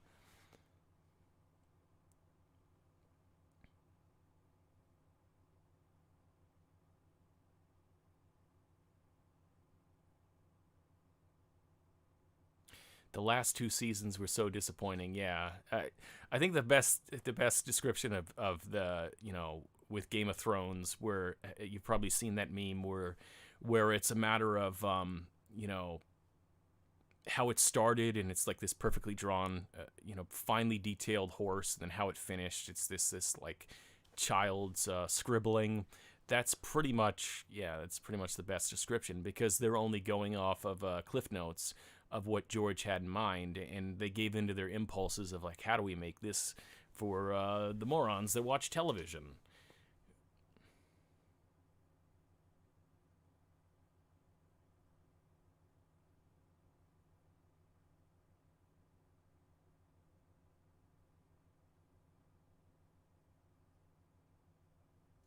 Yeah. So as far as the Batman stories being standalone rather than trying to understand the DC multiverse stuff, I totally agree, because I watched a video, I think last week, and it was talking about the most, basically the last at least 20 years of Batman comics, and complaining how it needs to go back to these more gothic horror type of storytelling. And at one point, the maker of the video was talking about how there's too many of these side characters, but I don't, like, there's too many of the Bat family involved in Batman, and Batman's supposed to be a loner and brooding. And I almost wonder, it's like, what exactly are you reading? I mean, maybe in Grant Morrison's some of his stories, but by and large, like, if you look at the Scott Snyder stories, at that time, like the New 52 time period, you have multiple titles, and so you rarely see any of the other side characters, like the Bat family characters, in the main Batman title. In like you might see them. They obviously have, some of them have their own comics, and some of them have, they might meet up in Detective Comics, or there might be these like crossover events. But it's like, not only is there the DC universe, but even like within Batman itself, a lot of things seem largely separated from each other, and it's less that Batman is being, his arcs are being dragged down by having all these ancillary characters. It's almost like the problem was that all these ancillary characters are being pulled into the main Batman story every other week.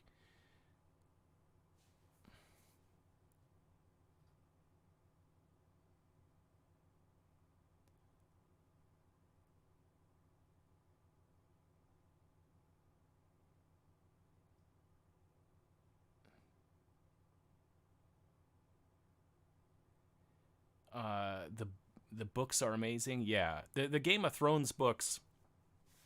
Um, yeah, where I can see watching, watching the last two seasons of Game of Thrones, where in the hands of George R.R. Martin, this would be a lot more interesting. Like he like, even if he in the broad details does the same things, that he could stick the landing in a way that they couldn't, because they just don't have his talent, and they're also working for a different medium and a different audience.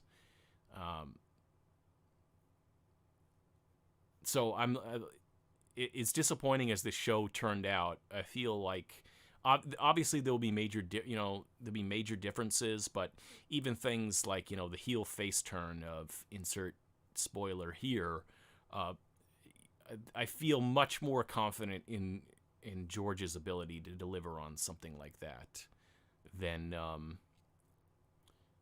the show writers. And even at her last appearance in the last book, because I don't remember the last two books sort of have two different concurrent timelines, and but Daenerys's last appearance in whichever book it was, and I think it must have been Dance of Dragons, I would imagine, seems to foreshadow what you see towards the end of the show.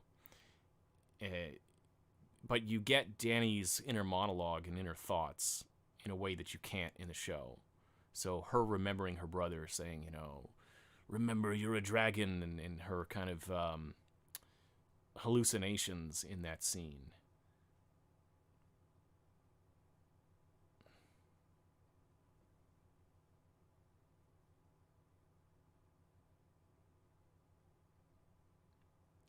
I think, part of it is, in differences between shows and books, is obviously that books are typically more focused on the mind of characters, and they get inside the mind of characters in a way that's just not the way that visual mediums work. The actors have to portray the feelings, but you still have to infer based on how the actor is portraying the feelings, or they might alter the dialogue to make something more explicit. And if they're terrible writers, they'll alter it as to slap the audience in the face with something. But I think that in terms of the show, them not being able to do it, a lot of it I really just feel that they were kind of lazy and they wanted to rush to the ending. And they're just like, subtlety? What's subtlety? But as other people have said, part of the reason they didn't do some of the more sprawling storylines is because then they'd have to hire actors and have those actors on contracts. And as the show went on, the salaries of the main cast kept going up and up and up.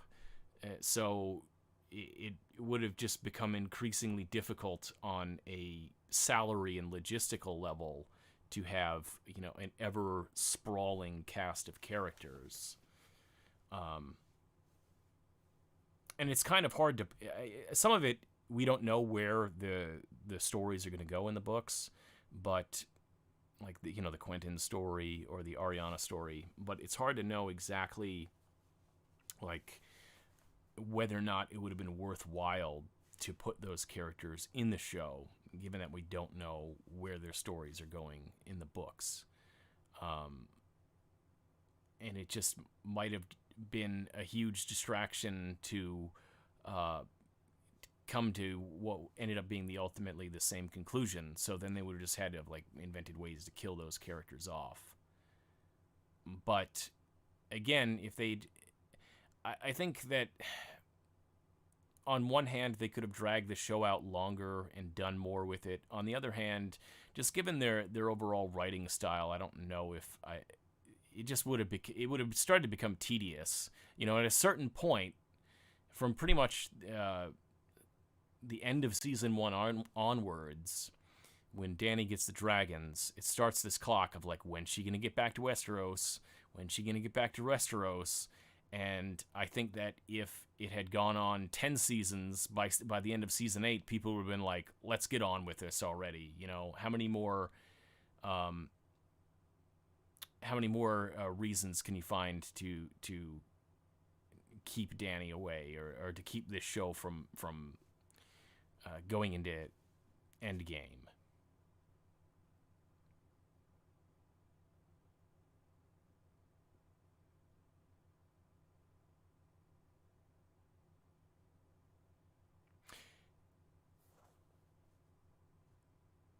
Yeah, the deaths were epic, but I also feel they were kind of like they were all mostly secondary characters.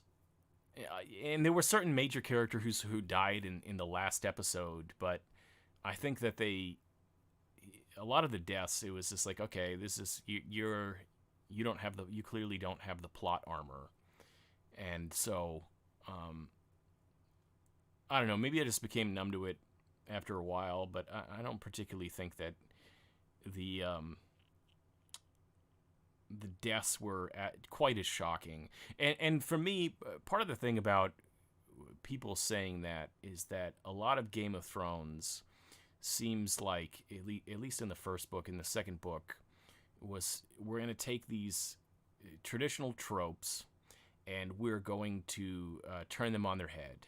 So the handsome, charming prince is fucking his sister, and the savage, barbarian warlord, he's the one who asks for and receives consent, even though that's like the opposite of how they portrayed it in the show. But in the books, it's like the person you think would be, like that is actually very gentle and respectful, and the guy who you think is going to be the hero, he gets beheaded, and the son that you think is going to get vengeance is murdered. It's just like so much of that is just the story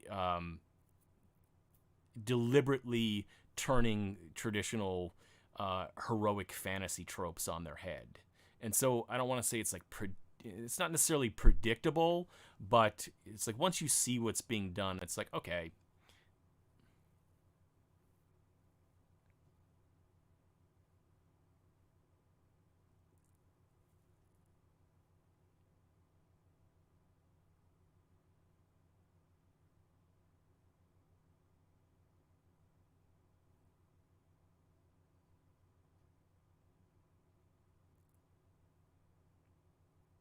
Yeah.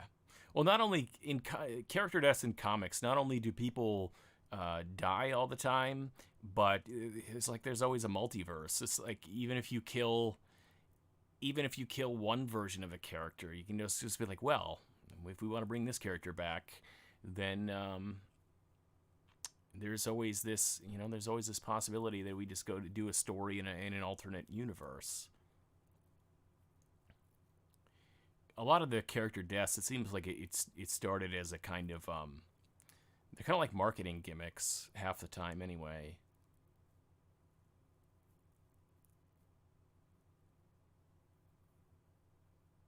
Soap operas for nerds, yeah, absolutely.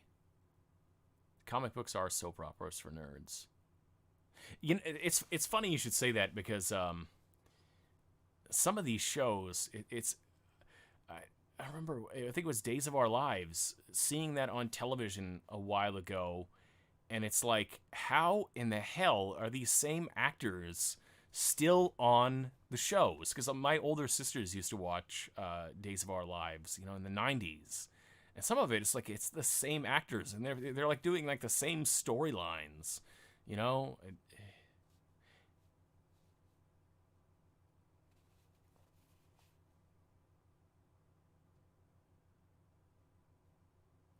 People say that A Song of Ice and Fire is the fantasy retelling of the War of the Roses. I think that George R. R. Martin is drawing on a lot of English history and probably a lot of European history in general. It seems like there are whole parts of the world building that are like, copy pasted from actual history, and then just had the names, you just had the serial numbers filed off, as they say, just alter the names slightly.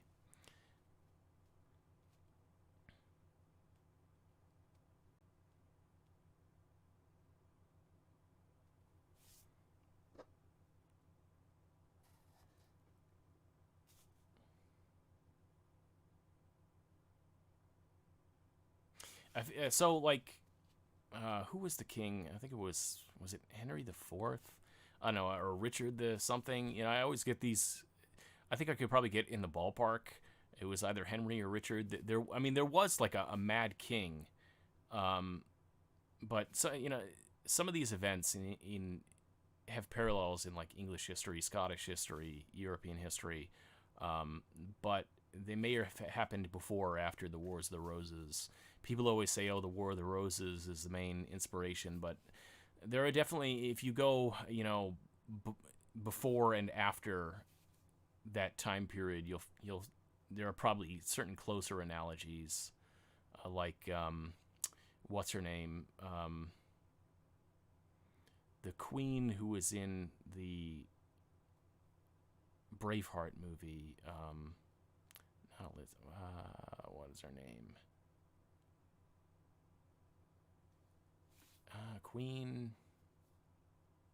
I keep wanting to say Elizabeth, but that's obviously wrong. It's not. Let's see.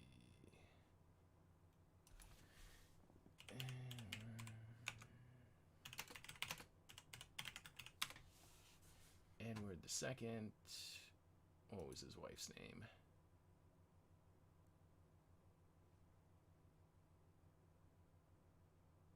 Isabella. Okay, yeah.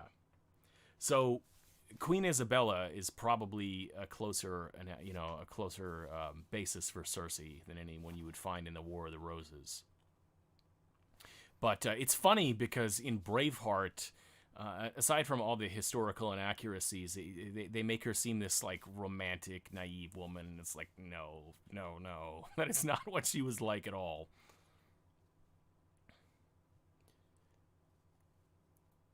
But what do you expect from a Mel Gibson movie?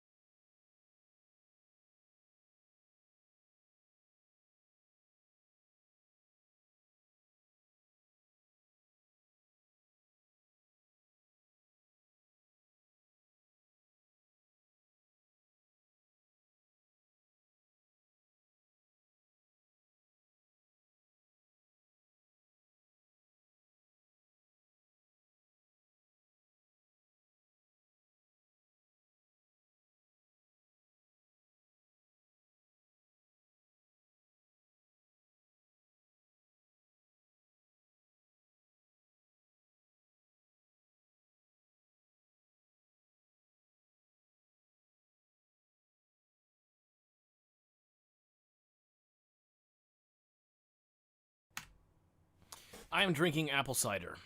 'Tis the season.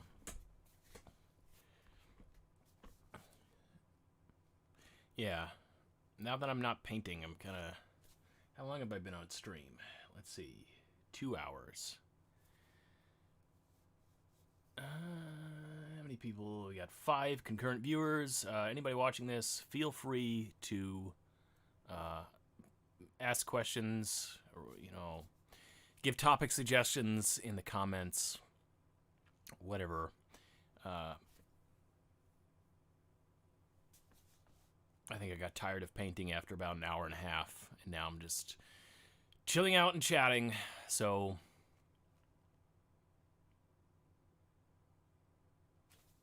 that's kind of this is why I stopped doing streams, because when I didn't have something to do, like playing a video game or chatting, it was kind of hard to just be in constant conversation and waiting for the,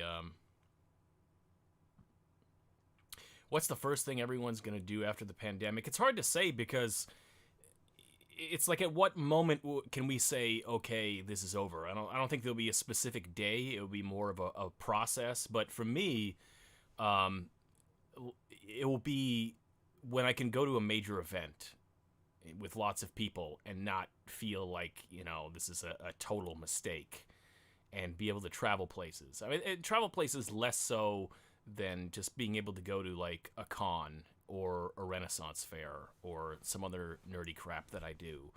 It's pretty much one of the only times that I go into any sort of major or a concert or anything like that. The first one of those that I am able to attend, I think that will be like, all right, this shit is finally over.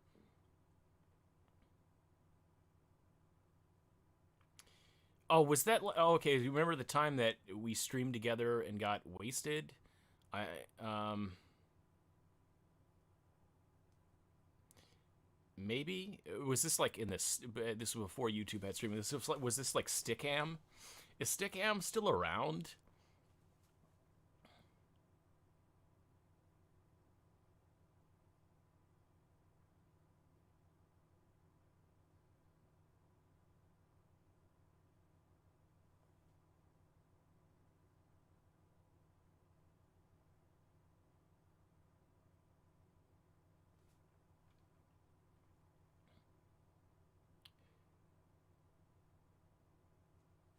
Yeah,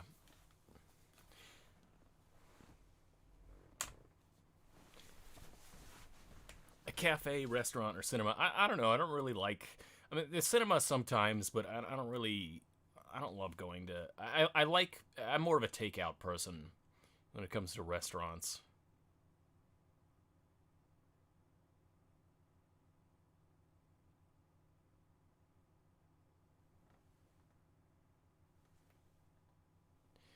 What was the other site other than Stickam? It's like Blog TV, maybe.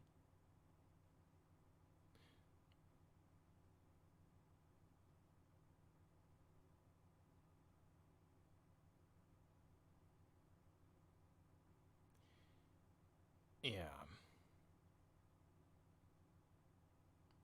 Blog TV. Where's that? It's interesting, like how quickly things like that became obsolete. It really makes sense for something like YouTube to have their own streaming, but I wonder how they're doing in terms of competing against things like Twitch. I feel like the fact that Twitch exists means that something like YouTube must have dropped the ball at some point to allow um, a competitor like that. But um, yeah, for those of you who don't know, I don't think it's. Let me turn the camera here. See the GTWP game time with Peter. That's my Twitch channel, and as you can see, I've been doing Mass Effect 2. I haven't streamed in like 6 weeks. I don't know. I've just been putting it off, but I got to the last mission of Mass Effect, um, and I think I played a lot of the game off stream, because my original idea was, man, I'm gonna play through these games and I'm gonna stream my entire experience. I'm gonna have it documented. But then I just found that, like, I have to be in the mood to want to play a game and stream at the same time. But it's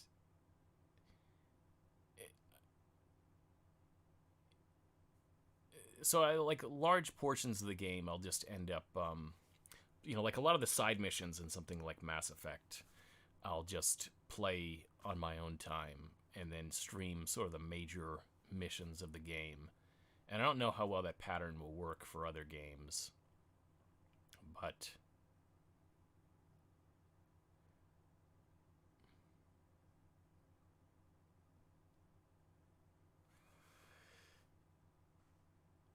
I think, yeah, so the last mission of Mass Effect is, referred to as the suicide mission, and I think just by virtue of trying to do as much as possible in the game, that I've already set myself up to have my crew survive.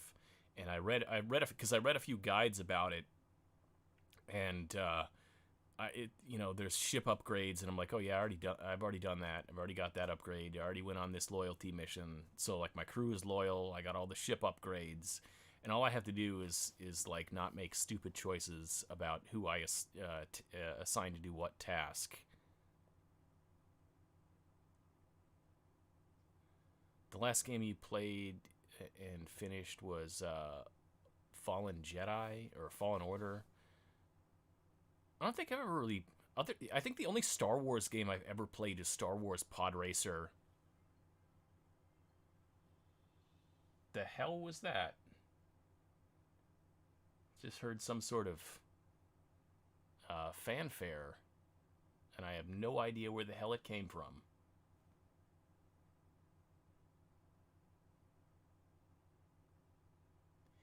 Anyway,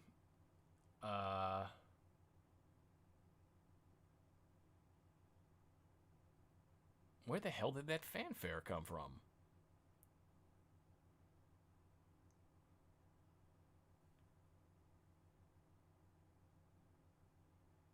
Huh. Anyway, so the Star Wars pod racing game came with my Nintendo 64. And that's really I think I've no, that's not true, because I've also played like TIE Fighter. And in fact I bought TIE Fighter on GOG a while ago, because I played TIE Fighter, 25 years ago or so. But I've never really been super big into Star Wars games. But on Friday, I think I might stream Friday the 13th, because Friday is Friday the 13th, and I found that game on clearance, a copy of it for Switch on clearance, and I've never played it before, but I saw the Red Letter Media people do a stream of it, and so it just might be like, hey, it's Friday the 13th, I'm going to play Friday the 13th, and I'm just going to try this game out for the first time. Bought it on clearance for like $20.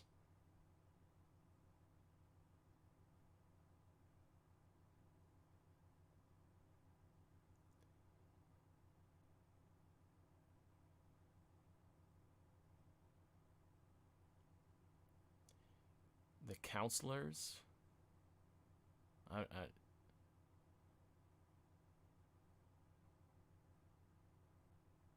Yeah, I'm not familiar with what that is.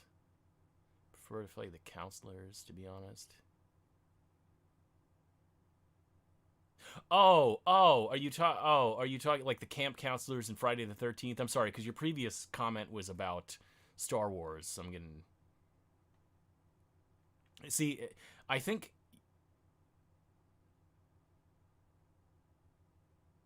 So yeah, in the game, I guess you can choose to play as Freddy, or not Freddy. That'd be interesting. You can choose to play as Jason or the counselors. Um, yeah, like I said, just so a weird story. One day I had YouTube on, and I guess autoplay must have been set, and I was watching like I said, some of the Red Letter Media. Um, they have like a separate channel, I think, where they do video game stuff, and they were doing. I don't remember what video I was watching when I fell asleep, but I don't know how many of you have ever had the experience. I believe that I don't think the technical term is hypnagogic hallucination. That's slightly different. But when you have something like a television on in the background, and you are not awake, but you're awake, you're at least conscious enough to where you're hearing what's going on. So they were playing the Friday the 13th game where they're fleeing from Jason, and I'm like dreaming that, like I am dreaming what is essentially the video game in my head, or some version of it, as my mind is kind of like barely conscious in hearing them describe and talk about the video game. And then I woke up and then started looking at it. I was like, oh, this looks like an interesting game. And then, a month goes by, and like I said, I found it on clearance.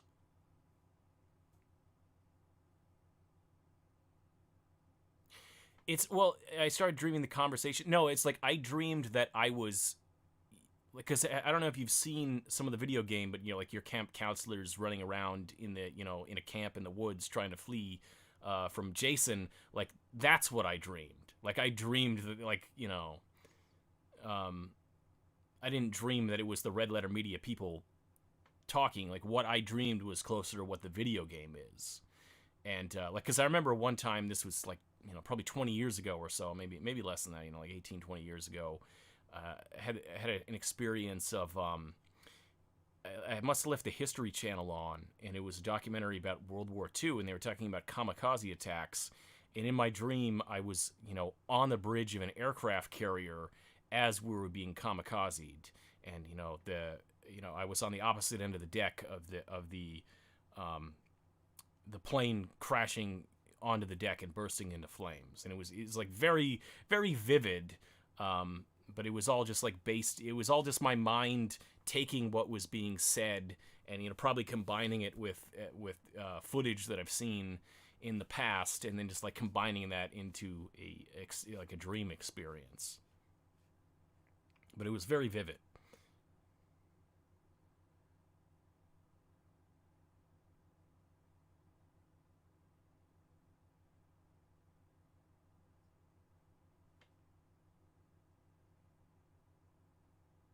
Yeah, I think I've had. I mean, I've had a Freddy dream before and a Drazen dream before. Yeah, I'm pretty sure I've had those dreams before too. And like Freddy, I think Freddy scared me more when I was like 10, and then but he was also one of the first characters that I was like, yeah, I like this villain as a character. Whereas when I was, I think 19, I tried to. I had a friend in high school who had all of the uh, Friday the 13th movies, or at least all of those circa, the year 2002 or whatever it was, 2003. And I tried to watch all of them, and I think I got to maybe the fourth movie, and I'm just like, I just can't anymore.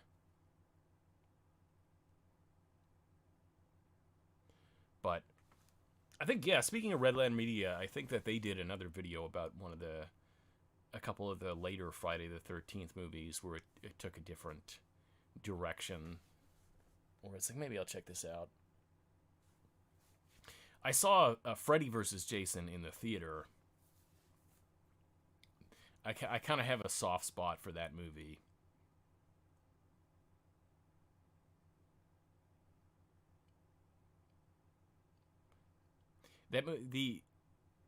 You hate that movie? I don't know. I think maybe I like it because it has I like some of what they did with Freddy and Jason in that movie. Like there are certain aspects I like it. I like the fact that it has I'm trying to remember the name of this actress, but she's like a Canadian actress, like I guess you would say a character actor, and she's like the one that gets stabbed in the cornfield. But she's like been in so many different things. She was in like the X-Files, in that movie Ginger Snaps. Like if they filmed it in Vancouver, she was probably in it at some point. I'm trying to think of that actress's name. But I like that actress because it's just one of those people who was like, "Hey, it's her. She's in every Vancouver production there is."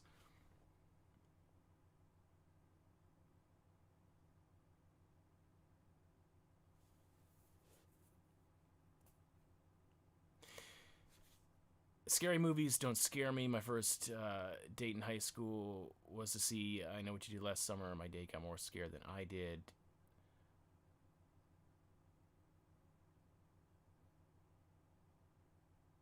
Yeah, I feel like I don't really like horror all that much, to be honest. I mean, there are certain like thriller, scary type movies that I can like, but a lot of it kind of is on par with like Friday the 13th Part 5 or whatever piece of crap movie there is. Like, a lot of it's just sort of cheesy and formulaic, and then there's the kind of the more like pretentious stuff. That's not. I mean, there are certain things that are standouts that I like, and there are certain things that are pretentious that I like. But It's kind of a mix. Over Halloween, I watched Gretel and Hansel, and that movie is beautiful in terms of, I'm really into photography, and that movie's, it's a very beautiful movie, but at the same time, it, there are definitely uneven parts to that movie. So some of the voiceovers kind of feel like, I some of the voiceovers reminded me of hearing the story of the production of Blade Runner, where the studio insisted that Harrison Ford do voiceovers to help explain it to the audience. And there are other times where I just felt like the dialogue was very weird. Not necessarily the delivery of it, but just, I don't know. It was just off. It didn't hang together in for example, you could almost compare Gretel and Hansel to a movie like The Witch. But that felt very, everyone speaking in a 17th century dialect, and so it all gels together. Whereas in Gretel and Hansel, it's like you have people with multiple different accents. Some of the dialogue just seems awkward. You have voiceover, and so that aspect of the movie kind of bugged me a bit.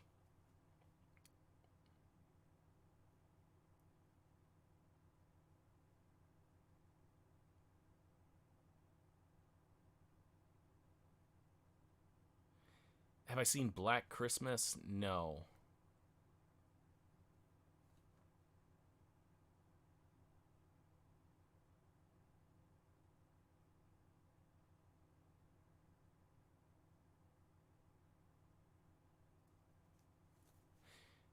I did like The Witch, though, um, since I mentioned that.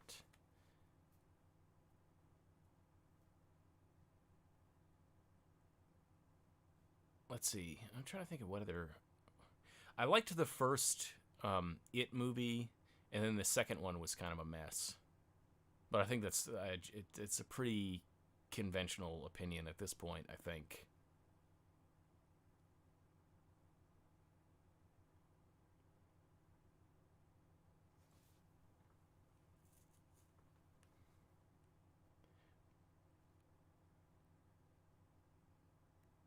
I feel like,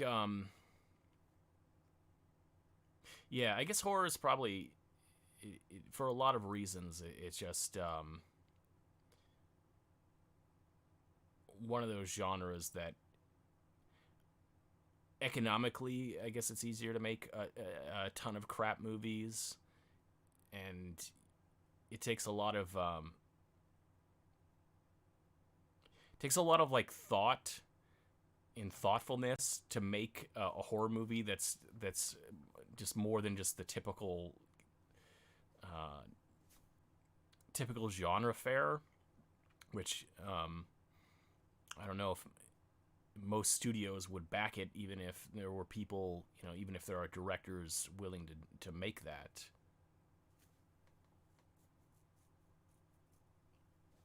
The thing about The Witch is, from as I understand it, a lot of the dialogue is based on like actual transcripts of things. So a lot of the things that they're saying, like, did you, you know, have you spoken to what was it, Black Bart or whatever, like the goat, like they're taking a lot of period dialogue and a lot of the ideas. So, and yeah, like last, was it? Yeah, it was a little over a year ago. I was visiting New England, and I went to Salem and went to the Salem Witch Museum, and that got me interested in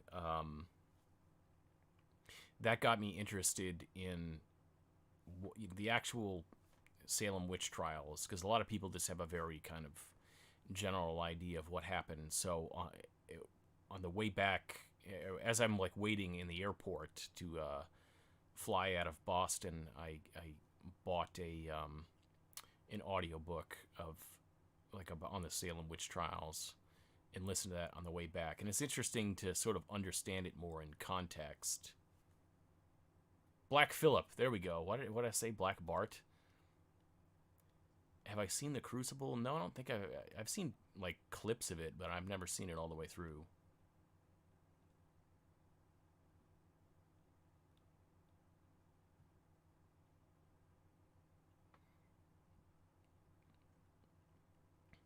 I like the Candyman, and I'm looking forward to the reboot of the Candyman, because that was one of my favorite horror movies growing up.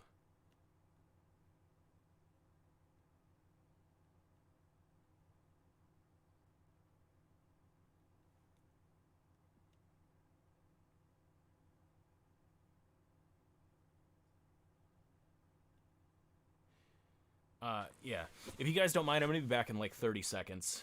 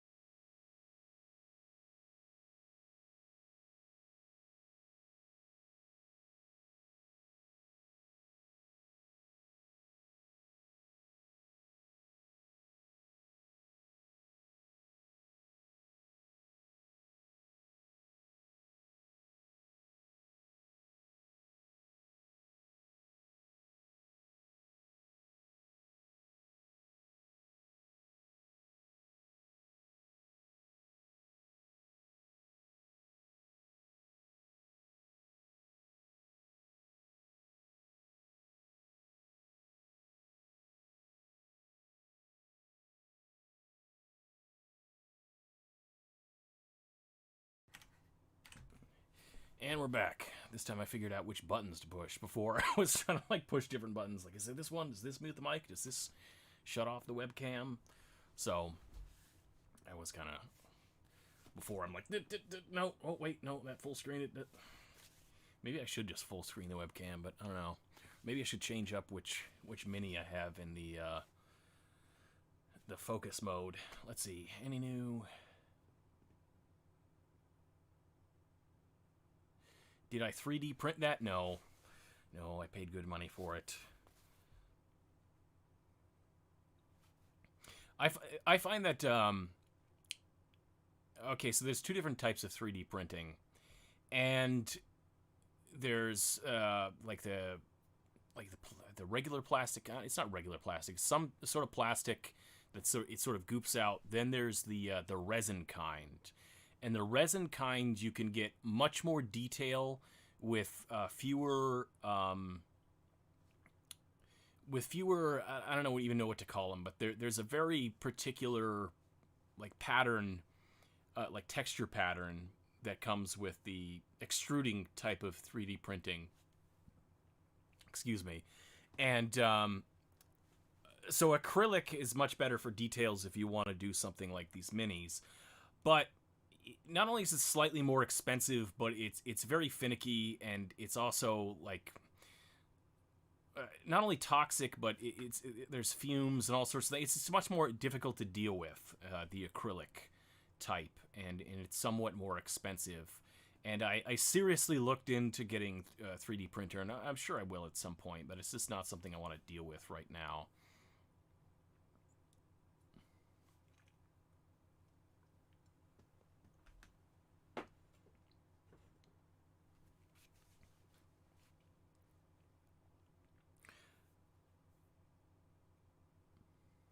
But yeah, these types of models, they have two different two main styles of models. One is the like this that you assemble on your own with plastic glue. It's like a special kind of glue that slightly melts the plastic and then causes it to fuse together, as opposed to regular super glue. And then they have the push fit kind. I have a few of the push fit kinds because I bought a little starter kit that came with some push fit things. But yeah, it can be pretty fiddly, especially with some of the Sisters of Battle. They have smaller, they're smaller than, say, like the Space Marines. So he had a bit of a collection. My brother used to make those. He had a bit of a collection. What did he do with them? Because as I was saying before, I don't know if I didn't notice your comments before, but as I said, probably hours ago now, or at least an hour ago, my cousin who taught me how to play Magic the Gathering when I was 11 years old was really big into 40K and Warhammer Fantasy, and he would go to like major tournaments. And when he was in college, he worked for like a Games Workshop store, but he also like sold off a lot of his armies for cash, like when he needed the money in college. And for a little while, he was doing commissions. And he was like painting armies on commission. So I don't know if your brother just decided to go that route and be like, I'm going to sell my stuff.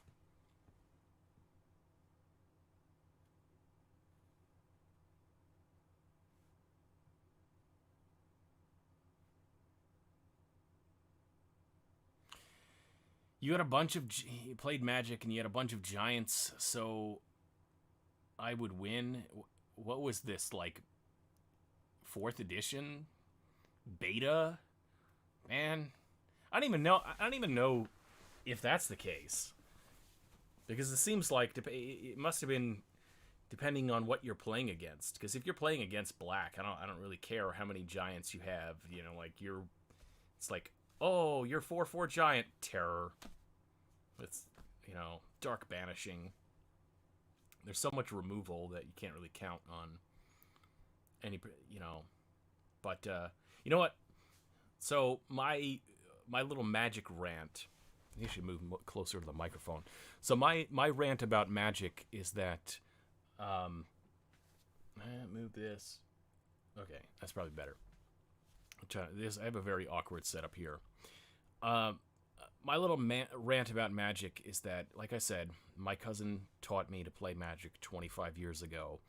And looking at the new cards, although there are certain things that are, like new and crazy, like, what was that rule?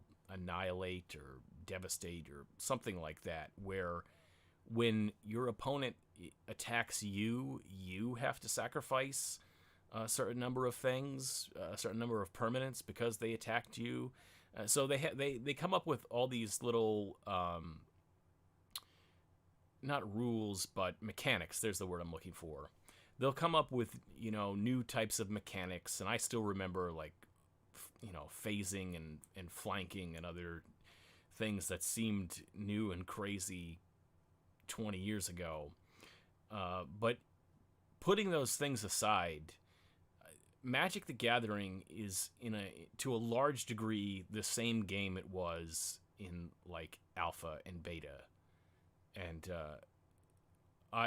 most of the cards that were around when I started, I think 4th edition had just come out, or was about to come out, and Fallen Empires, which is considered to be one of the worst sets in Magic, was new when I started playing Magic, and that's part of the reason why it's hard for me to get into the game nowadays, is because in so many ways it's basically the same that it was 25 years ago. Like, red is going to have direct damage, and black is going to have removal, and all of their stuff's going to be overpriced because they assume that everyone's going to have 4 dark rituals, even though, I don't think that's not really... I think at one point they made that card restricted, or not restricted, but it wasn't, it didn't become a staple of the deck the way that it was originally. But everything in black is still overpriced.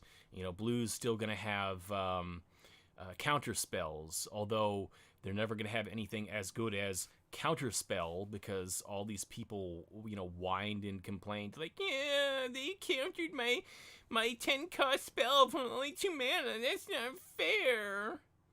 So now every kind of counter spell has to cost at least 3, because crybabies who don't like blue. And it's like, and you just go on for all the colors. It's all the same. So in terms of my own playing of Magic, I have which version is this? I think it's Duel of the Planeswalkers 2014. I have a modded version of that. I really should check and see if they've updated it. But basically it allows me to build decks with any card up to, I don't know when the last time, probably maybe it's been a couple years since I've updated the software, but allows me to play with almost any card in the game up until, a couple years ago, whenever the last time I updated that. So I have the software, and I play Magic the way like somebody else would play Solitaire, and I also have a cube. I have a peasant cube, which a peasant, if you're not familiar, is basically commons and uncommons, and it's themed where like red, like I have goblins for red and knights for white, and I think I have both vampires and zombies for black, but I think it's mostly tilted towards vampires, and elves for green, and messing on all the colors, is it? Oh, for blue, I think, what did I choose for blue? Wizards, I think. But I think I need to playtest it more, because it seems tilted towards red and green. But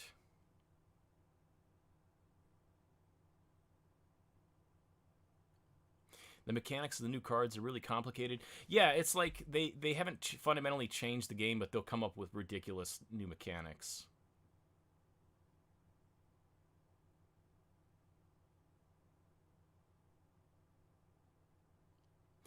Introduction of Planeswalker cards. Honestly, Planeswalkers are probably one of the more interesting developments in the game. It's also interesting with certain things, like, you can't see it in the shot anymore ever since I went to the close-up on the model, but, like, I have a mechanical keyboard now that I bought earlier this year. I have a special, supposedly, gaming mouse pad. I have a high DPI gaming mouse with extra buttons on the side, and those were things that I wouldn't have thought of like 10 years ago. Like, mechanical keyboards were just kind of like, what's that? Nobody really thought of. So the PC gaming is one of those areas that has certain trends that crop up, and like certain things like mechanical keyboards become a thing. And likewise with Magic, having not really played it all of that much for a long time, sort of getting back into card games, maybe 3 or 4 years ago, whenever I started to get back into card games other than Magic, but card games nonetheless, I started to notice trends like using playmats. Now, playmats, at first I kind of scoffed at, until I decided, like, hey, it's kind of cool to be able to have this, the artwork and stuff. But like double sleeving your cards, like playmats and double sleeving. In any of these things, there always seem to be these little trends where you walk away for a few years and you come back and they're like, where the hell did this come from?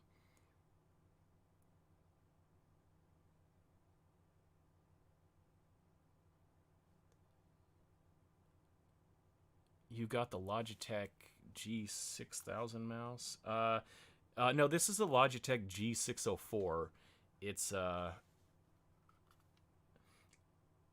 I personally like it because like it's got what 6 buttons on the side, and then these buttons here are supposed to be to control the DPI,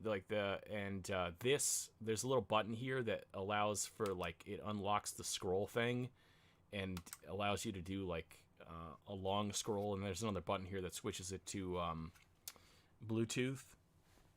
But I personally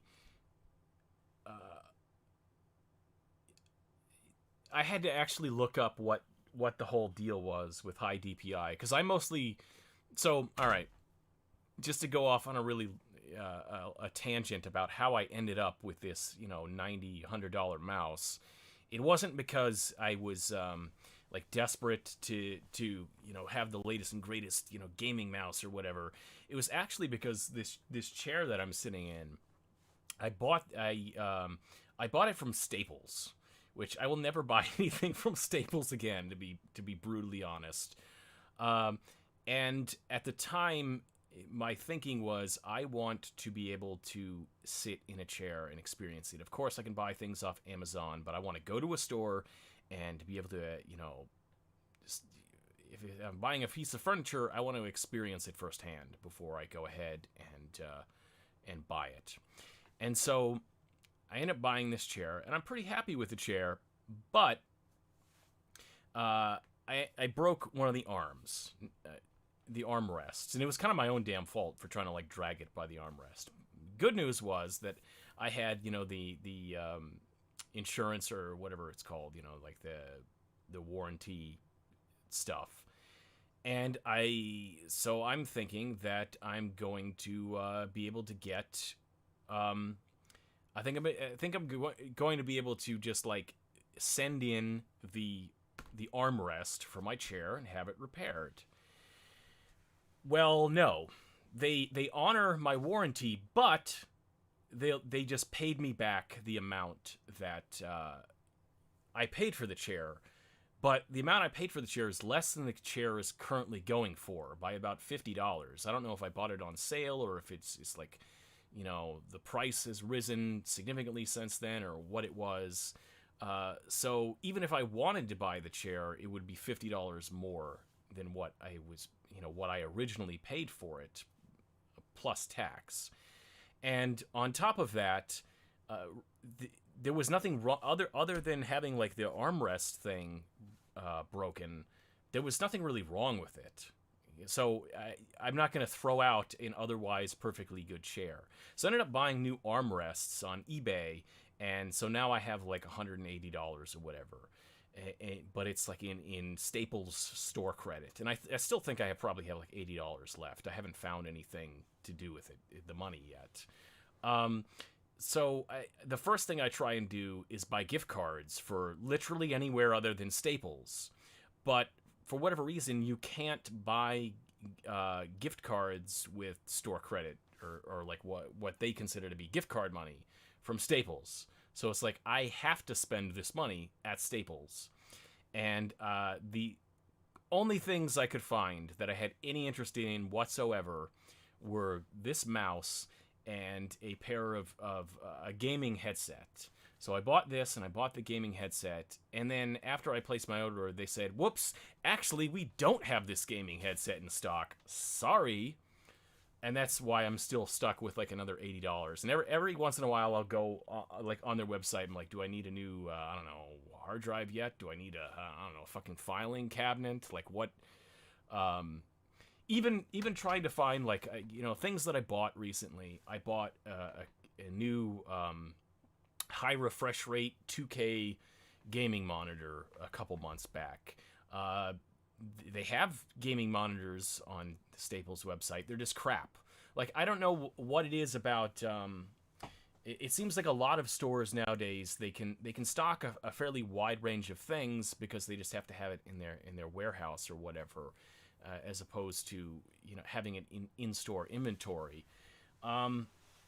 Like their selection was crap, but I was looking for things that were fairly specific. Like it has to be, it has to be 2K, it has to be at least this size, it has to be this level, like at least 100 and whatever hertz refresh rate at a minimum. And they just didn't have anything like that. Of like the keyboards that I was looking at when I looked into getting a mechanical keyboard, it's like they had mechanical keyboards, but like their selection was just a joke.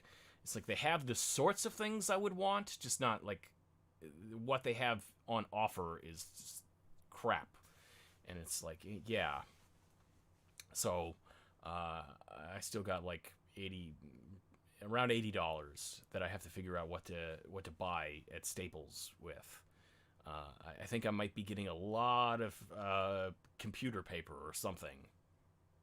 What brand is my keyboard? This is a Logitech G910. I seem to have a lot of Logitech crap.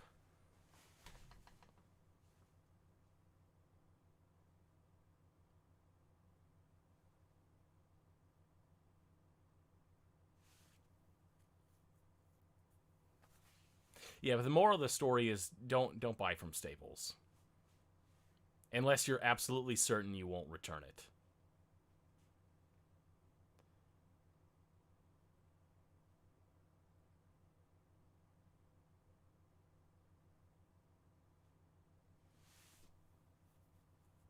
But now that being said, now that I have this mouse and it's like multiple buttons on the side, it's kind of hard to imagine life without it, to be honest. Because before I had a similar mouse that had 2 buttons on the side, and it was like back and forward.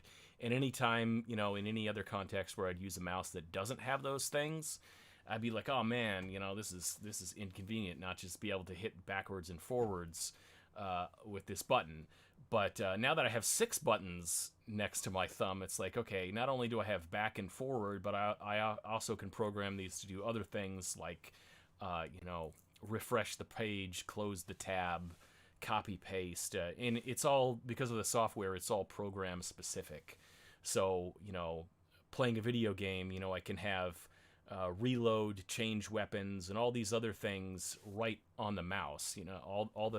All the things that, you have the WASD, right? And normally, reload, you might have to hit F or R or whatever, left shift, all of these things that would be, you'd have to move the key bindings, you have to move somewhere else on the keyboard. It's actually a lot easier to be able to do those things with my thumb on the mouse.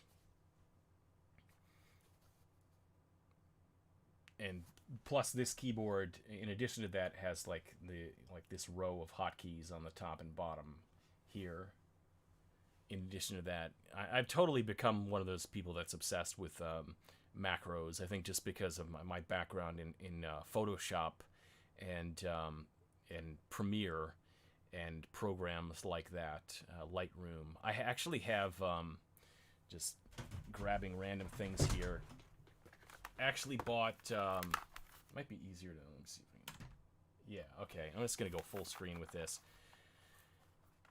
This peripheral is entirely for Lightroom. They do have a version that is that works for other programs, but this was sort of like the first incarnation of this, and I got it for half. I think it's originally like $300, and I think I paid like $160 for it, which is a lot for this. But having something that's specifically for controlling Lightroom, it's amazing for what it does, even though it's like specifically built for that. And oh, for fuck's sake.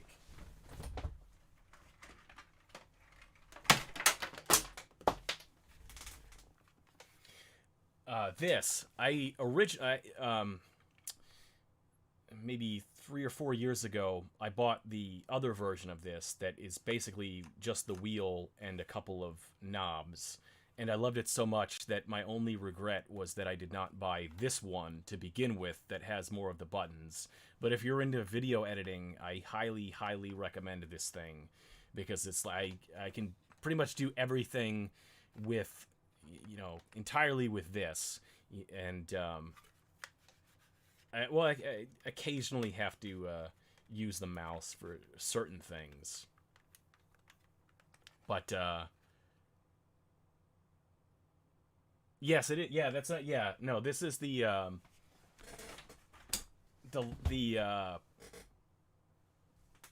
what is it? The Intuos 20 something HD. It was the top. It's the top of the line one from like 2009, 2010, and I bought it 2 years ago for. I think I paid like $400 for it, and it was originally like $2,500, but I also had to pay $100 shipping because this thing weighs like 90 pounds, and probably 70 of those pounds are in this like the counterweighted base to it, because it folds out like an easel. And on top of so I had to pay, I think I paid like 400 something for it, and then I bought like I said, I had to pay $100 shipping, and then it was almost another $100 for the power supply because it didn't have a power supply. Which is probably why I got it for so cheap. Yeah, newer model. There's part of me that wants to replace it with a newer model because even though they're sort of smaller, they're not super expensive to get some of the newer things. Like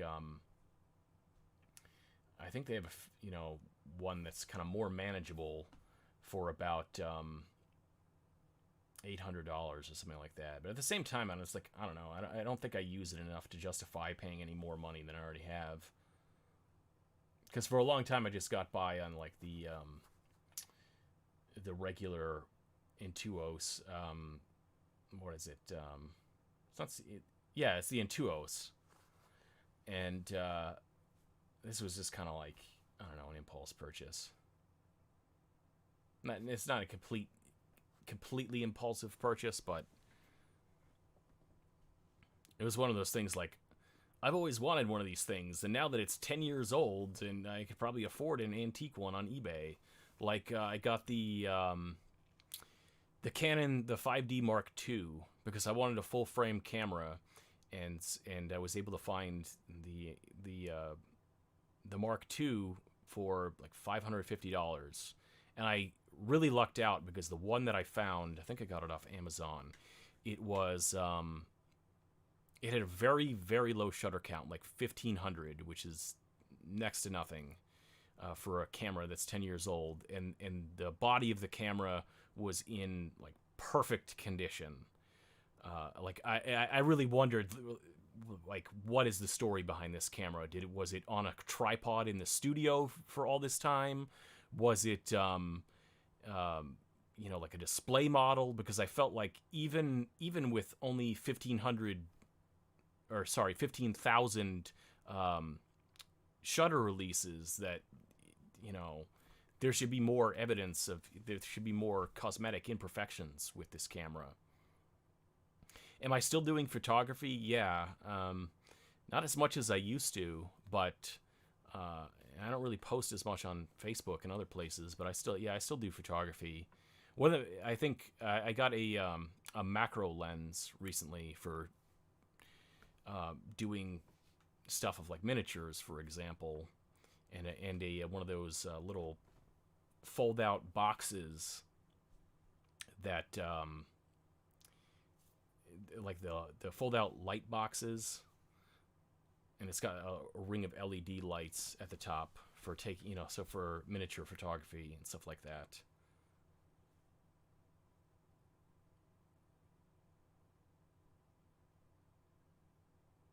Huh. Concurrent viewers 8. So is this up here? It says concurrent viewers 9. That says 5. Seems like there's plenty of lurkers in this room because it seems like there's never more than 2 or 3 people chatting at one time. But it also says there's at least between 5 and 9 people. My favorite thing to photograph, honestly, I like doing live music. Because there's not only is it very dynamic, but there's also the challenge of like capturing the moment, and it's working in extreme lighting conditions. So there's a challenge aspect to it, but there's also like like a dramatic aspect to it, and it's like a moving target.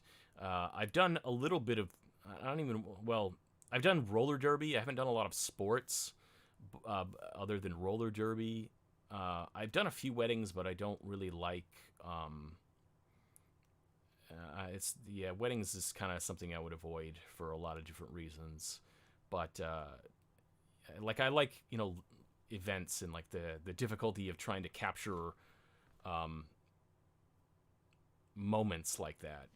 Candid moments of something that's it's not staged, but it's not like entirely unpredictable. Like just I don't want to go around taking snapshots of strangers because that's just kind of weird. But in the context of like doing music.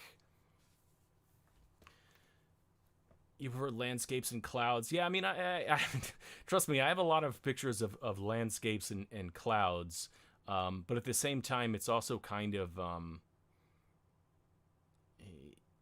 I think with anything of photography, like you have to change it up, otherwise it just becomes harder and harder to get good results, or results that keep you motivated. Another thing that I like, and less so landscapes, but I like going out at the golden hour and finding the light falling on things in an interesting way. So like a high contrast thing. I like taking, pictures of houses when the light is like striking them at an interesting angle. And things like that. So how's my music going?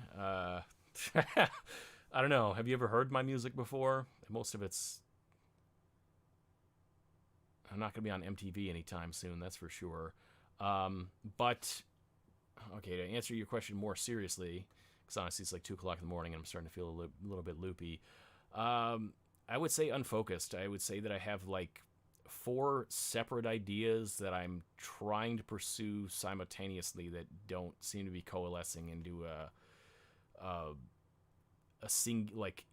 singular album. So I had the idea of doing something that was sort of cyberpunk and maybe a little bit synthwave, and I have a couple songs in that vein.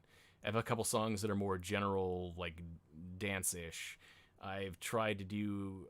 I've done some I have a few songs that I recorded recently that are like experimental, and a few songs that are more orchestral. So it's like I don't know. I can't decide what album I want to make. Like, do I want to make a cyberpunk album or do I want to make another like orchestral album? Because I did an orchestral album that was kind of inspired by aliens and sort of like sci-fi horror. And then I thought I wanted to do like an album that's more fantasy, has a more fantasy style. So it's like you have cyberpunk, fantasy, orchestral, experimental.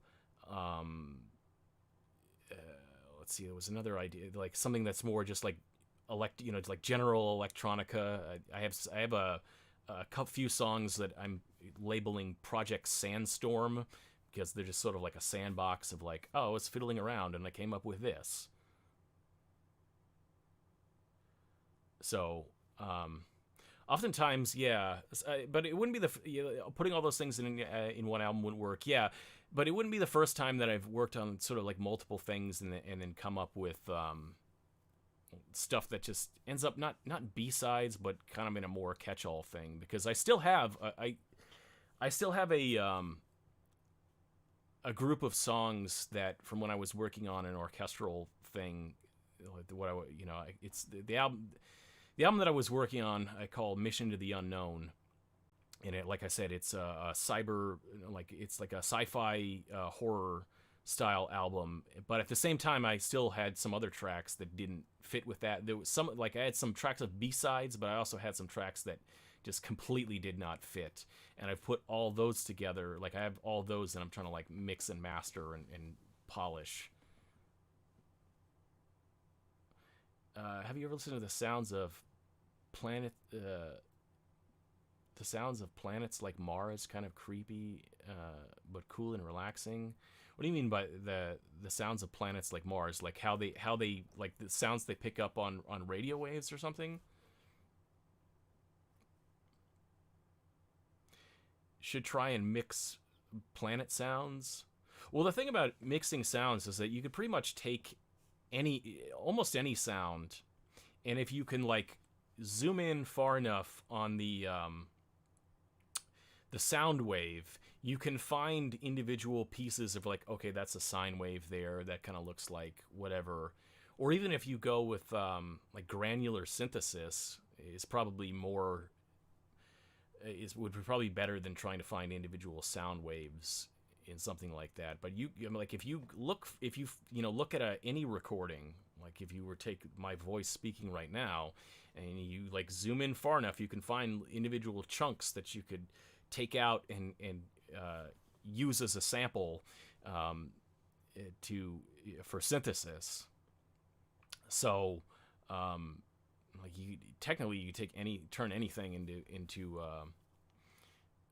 like a synthesizer. If you just find like, okay, here's the triangle wave in this, or here's a sine wave in this little tiny sample, or you can take larger chunks and run it through like a granular synthesis engine that will sort of do different things with how it plays back.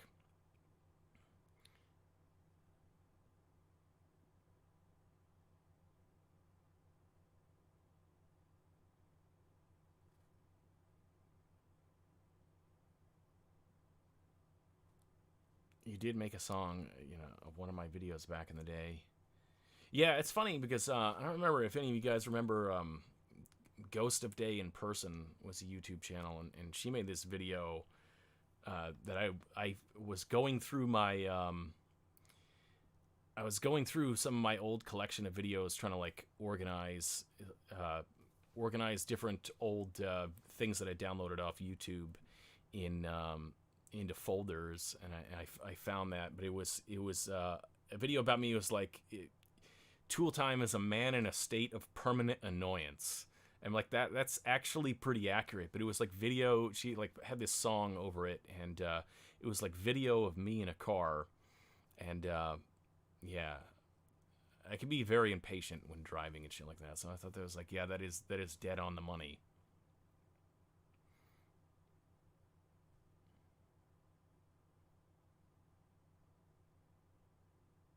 But let's see, hold on a second here. Main thing. Give me another like 15 seconds. I want to go get something to drink. I'm getting thirsty from talking.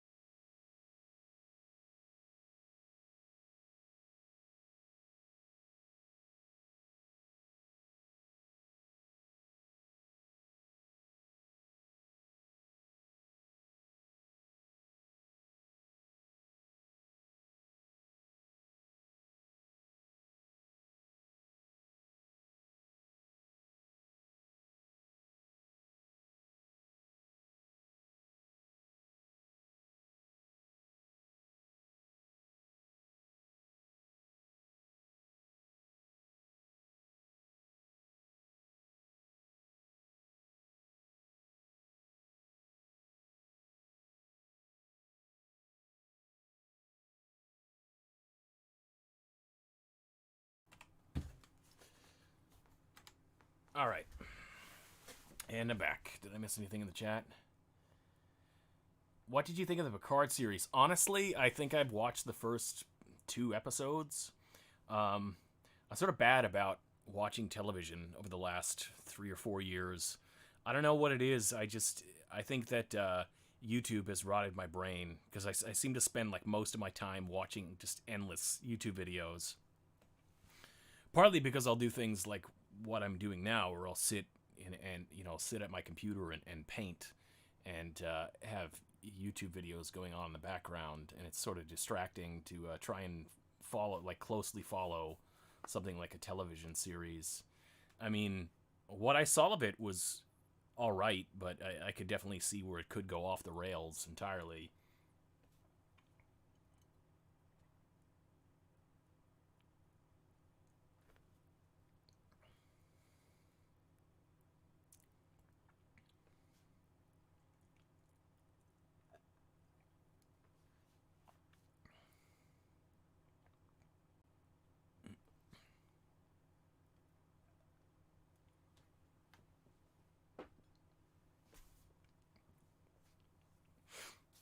Yeah, apple cider.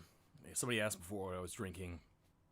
Where I grew up in upstate New York was a big apple area, and it's sort of strange to live in places that don't have apple orchards everywhere. Because then I look at like the thing, and it's like, oh, this came from upstate New York. This came from Vermont or wherever. And it's like, okay, it's like 1,000 miles away. Uh, yeah, we're seeing that. What's it called? What's that? Is it Cabot cheese? I think it's like Cabot cheese. I was disappointed that they recently changed their packaging. I know this is a completely random thing to talk about, but they changed their packaging where they used to have photographs and now it's like artwork. But the photographs that they used to have on the Cabot cheese, where it was like the old barns and stuff like that, it's like, yeah, that's pretty much a good representation of where I grew up.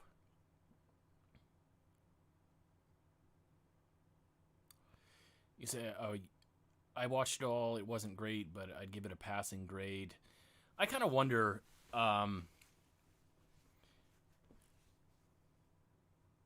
Yeah, and the X-Files reboot too. I didn't. I watched the first of the rebooted seasons. I still haven't gotten around to watching. There's so many things I have not gotten around to watching that, like, in theory I really want to watch, but in practice I don't know. I'm just 5 or 6 years ago I was much more into watching television shows than I am now.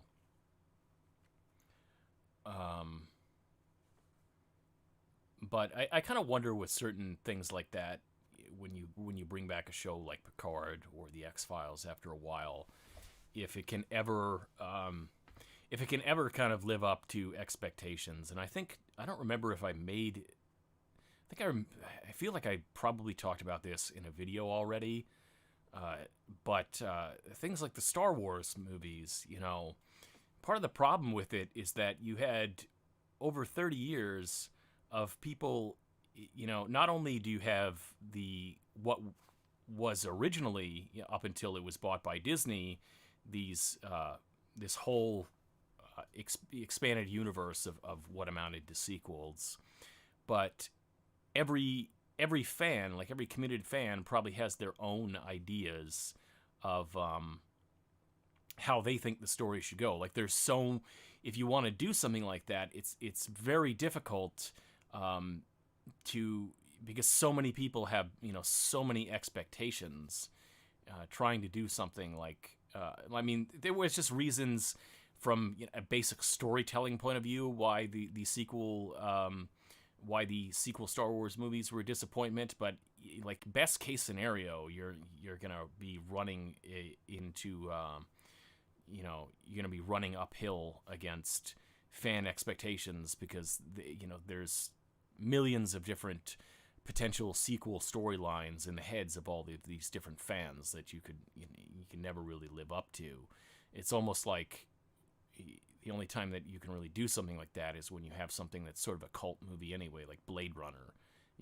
I really liked the Blade Runner sequel, but how many people were really sitting there watching,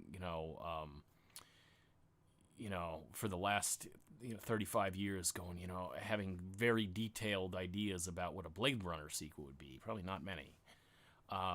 Have I watched The Mandalorian? I watched the first season. I know the second season is out, or it started to come out, but I haven't started watching it yet. I liked it, but I didn't love it. It was just, I understand why people like it, but it's just kind of like, well, this is entertaining. I just personally find the Star Wars universe, like the older I've gotten, the more shallow I realize the Star Wars universe is. So, just even compared to, before, 45 minutes ago or whatever, I was complaining about how a lot of these fantasy books just overload themselves with, names and places and all this world building with unpronounceable names, but at the same time, that's kind of where my brain, that's also, as much as I sort of poke fun at that, that's also has recalibrated my brain in terms of what I expect for world building. So,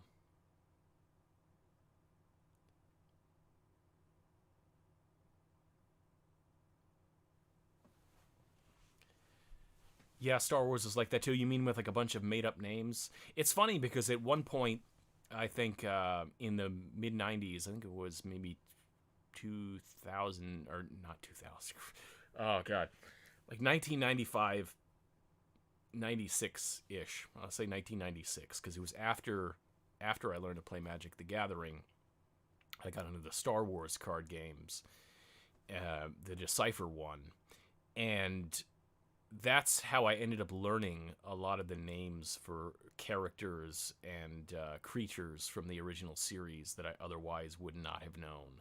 And it's kind of weird to be like an almost obsessive nerd by like knowing things that the general audience wouldn't know. Like, oh, I know the name of this character. I've probably forgotten several of them because I think that in the official lore that the like every single thing in the Cantina sequence has a name. But Red Letter Media, I know this is like the third time I've mentioned them tonight, I think. They have a video where they're just talking about all the things you didn't know about Darth Vader's armor. And they're just going through all these details. And it's kind of interesting the way that there's a whole cottage industry of backfilling all of this detail about elements of the Star Wars universe or whatever IP is involved. And people give, before people were giving J.K. Rowling shit for being a TERF, they were giving J.K. Rowling's shit for filling in all this extraneous Harry Potter detail. But at the same time, a lot of IPs do that. It's just usually not the creator.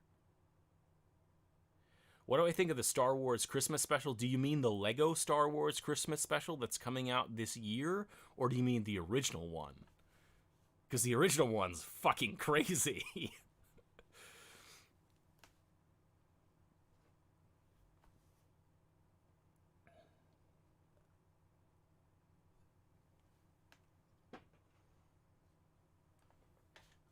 Let me see. Okay, if you want to see that bit, let me see if I can find. Let's see.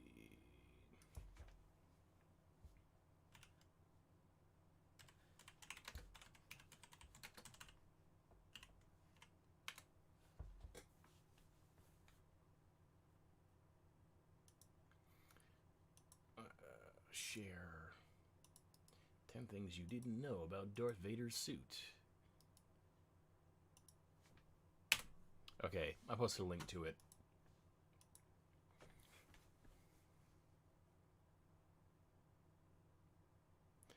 But I think when I originally found the Star Wars Christmas special, I downloaded it off, LimeWire or whatever the hell it was at the time. And what I saw was mostly just the cartoon Boba Fett part. So at first I was like, oh, this isn't so bad. And it wasn't until a few years later that I saw it in its entirety, and it was like, oh my god, who in the hell thought this would be a good idea? But it was the 70s, They had better drugs back then.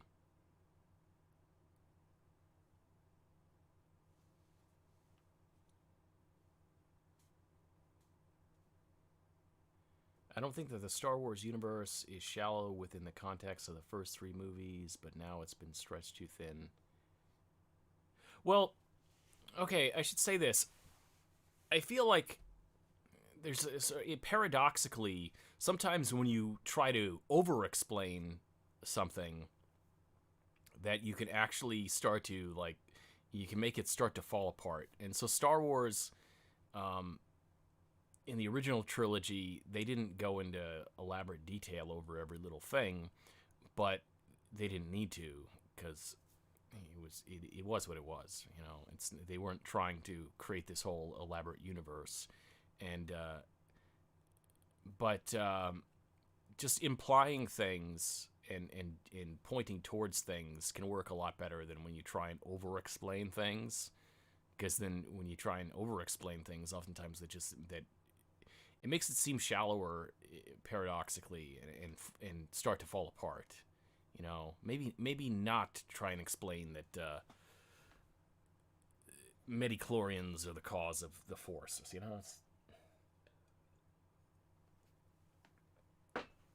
How long is that? 3 hours, yeah. I apologize if my brain is starting to go a little bit fuzzy, but it's like 2:30 in the morning, and I've been doing this for over 3 hours, so. But I don't feel like quitting yet, so.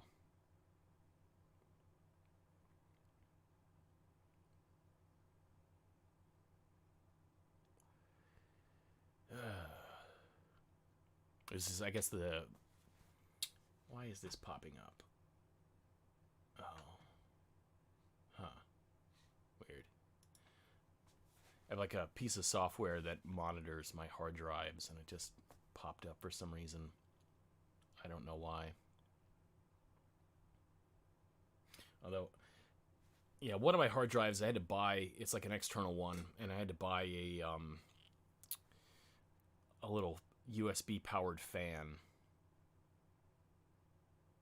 What do you think about this satanic and QAnon? Oh, satanic panic and QAnon. It's funny you should ask that, because I've been thinking about doing a video, although I need to do a bit more research about it. Because when I started to hear about this QAnon thing, I couldn't help but think that, wow, a lot of this sounds very, very, very familiar. And if you've been watching my videos for a while, you might remember the video that I made about... I keep wanting to say, every time I say this guy's name, I want to say Jason Todd, but that is a Batman character. John Todd. If you remember my video about John Todd, like the sorts of fantasies, like the narratives that he constructed, and when I'm sure he probably didn't originate a lot of it. That's kind of when I want to dig deeper into some of this. But if you look at what he was saying, you can see that a lot of these ideas that are in QAnon, I mean, yes, there's an absurdity to them, but at the same time, they've been kicking around for decades, and there's just a certain segment of the population that seems to go in for that. Yeah, QAnon is basically the same old conspiracies rebranded yet again. It's just kind of interesting that it's becoming semi-mainstream. But my honest opinion about QAnon is I think that as much as there's a kind of, I don't want to say panic over it, but as much as there's a, like, the media portrays it as this big movement, I think that it's kind of like, like any cult or any group, it's kind of like an onion. So there are probably a lot of people who gravitate towards the more plausible, more plausible parts of it, because there's, like an onion, there's an outer layer that has at least some plausibility. Like, obviously, there are rich child molesters. There's Jeffrey Epstein, for example, and he had, other rich and powerful people to help him. And there's a whole dark and disgusting world of things like human trafficking, and sometimes powerful people are involved. So there's grains of truth to aspects of it, but as you go like further and further into the core, it's easy to present QAnon in such a way as to say, they believe, like here's a compilation of their craziest beliefs, and then project that onto everyone who's into QAnon. But I think that different people have, are at different layers of the onion in terms of what they actually believe. Of course, there's things like the hypocrisy of pointing to someone like Jeffrey Epstein as an example of how it's real, and then ignoring the fact that Trump and Epstein were friends. But hey, let's see.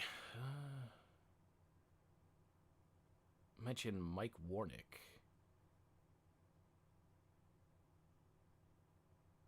Goes back to the Middle Ages.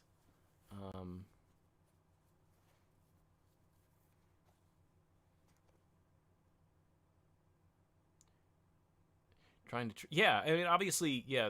You have the things like the witch trials and pogroms and other anti-Semitic conspiracy theories going back millennia.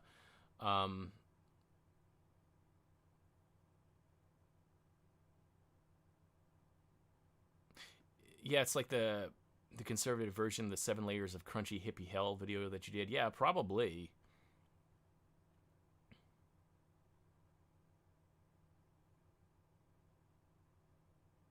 Well, what's interesting about what you're saying about, and what did they claim that the witches worship Satan, engaged in cannibalism, mass infanticide, blood drinking.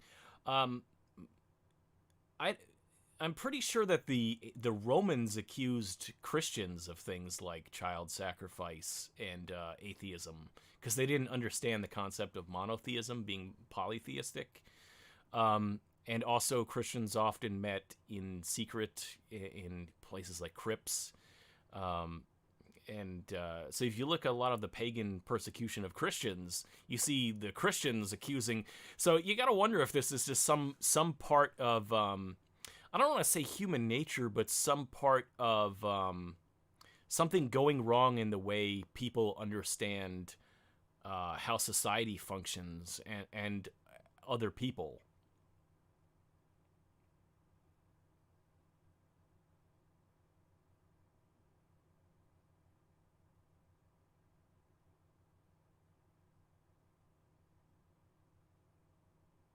Yeah, so you're saying QAnon is basically also the reptilian and anti-Semitic stuff rebranded or renamed. It's like everything rolled into one. Yeah, it seems like things are starting to converge into one conspiracy theory to rule them all.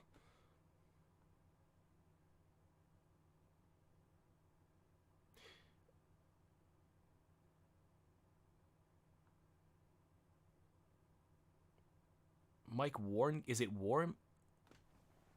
Warnke? Was a fundy who claimed he was a former satanic priest like John Todd and claimed he did ritualistic murder, met Charles Manson, etc. Um, yeah, it's not like they're super original. Like, oh yes, I was once a satanic leader of the Church of. Like, no, you weren't. You're a pathological liar. I do wonder though how much Trump actually knows about these things, because obviously he does a lot of a wink and a nod things, uh, and but you got to wonder whether or not he, on one hand, knows the details of something like QAnon or some of the more white supremacist groups that support him, or if his attitude is, I don't want to know, but if they support me, I'll wink and nod. Like I wonder about things like that.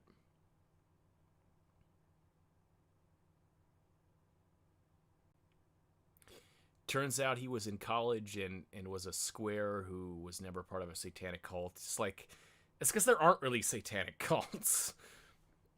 Or if there are, it's people like Anton LaVey that are just trolling people.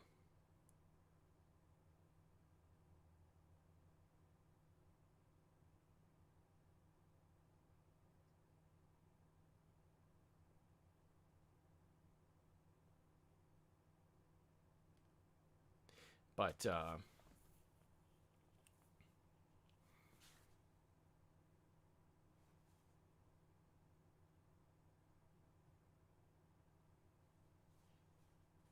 Anton LaVey used a rebranded version of hedonism. Yeah, basically.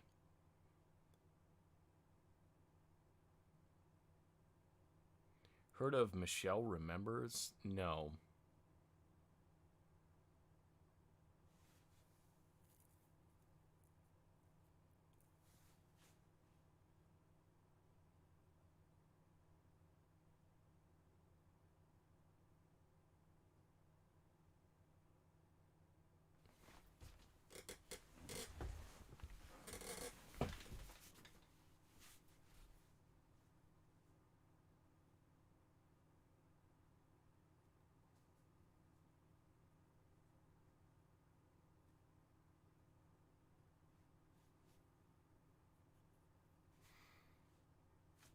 Yeah.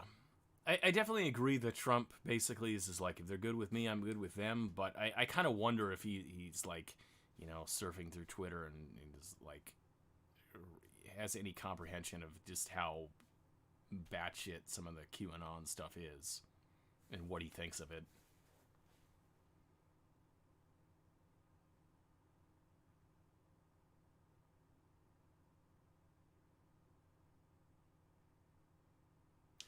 It was a book about Michelle who was hypnotized to remember how the Church of Satan abused her. They're called false memories. Yeah. Well, I am familiar with the idea of, you know, the controversies over, what is it called? Hypnotherapy, like regressive hypnotherapy or whatever. Um, but I haven't heard of that book in particular.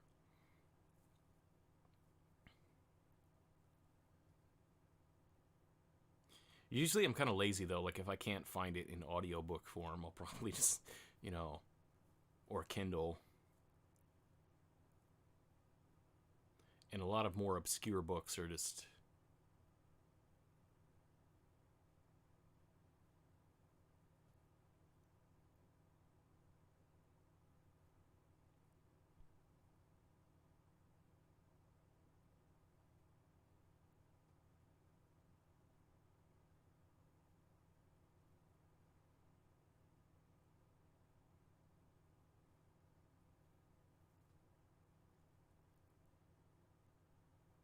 You know what was an interesting documentary? I I can't remember. I don't think I ever made a video about this, but a documentary called "Kidnapped for Christ," or was it Kid? No, I'm pretty sure it's called "Kidnapped for Christ." I mean, it might be called like "Kidnapped for Jesus," but "Kidnapped for Christ" like sounds more correct. Um, but it's about these. I mean, it obviously follows one particular person who was sent to this. I don't know, rehab type camp, if you even want to call that. Um, I think the main person they focused on in that one was gay, but there were a lot of other kids who had drug issues, behavioral issues, and a lot of these camps are a fucking nightmare. But I'll tell you a kind of a weird story. I don't even want to say a weird story, but just something unusual. So I don't know, 5 or 6 years ago, maybe I was visiting my oldest sister. It was Christmas Eve, and we took my nephew. So visiting family for Christmas, and we take my nephew to what's the name of that town where it's Columbus, Georgia, and where the is it Fort Bragg is there, and so anyway, we go to this like pizza parlor because it was like Christmas Eve, so a lot of places weren't open, and we go to it was like a pizza buffet thing, and we sit down, and then all of a sudden, all of these young women, these young women, they're probably in their like later teen years. Yeah, Fort Benning. Yeah, okay. So they're probably in their later teen years. All come into the restaurant, and maybe some of them like look like they could maybe be in their early 20s.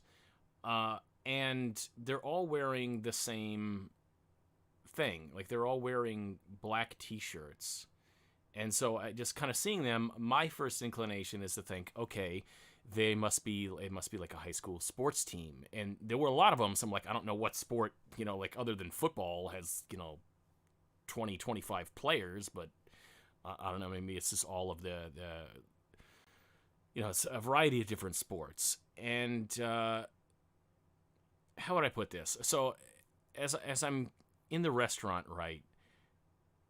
Look, I'm not the worst looking guy ever, but I'm not gonna pretend that I'm I'm not leading man gonna be on the cover of GQ material. But these girls were they were looking at me. They were what do the kids say nowadays? They were thirsty AF.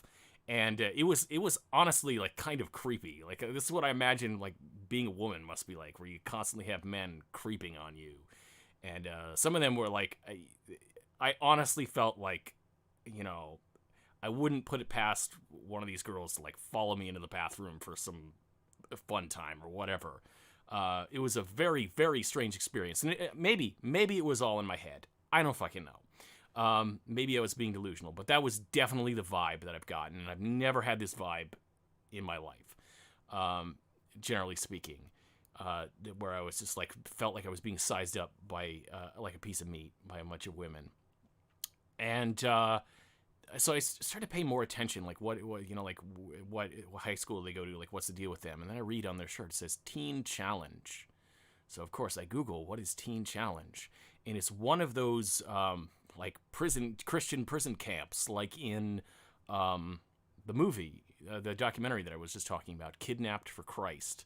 And then I started reading about that, and I'm like, oh, okay, yeah. No wonder, because probably many of these young women were, sent away by their family for who knows what reason. Maybe it was drugs, maybe it was whatever. And being taken out on Christmas Eve is probably a privilege. And I am probably literally the only man they have seen in months. So it's okay, now this is starting to click in my head.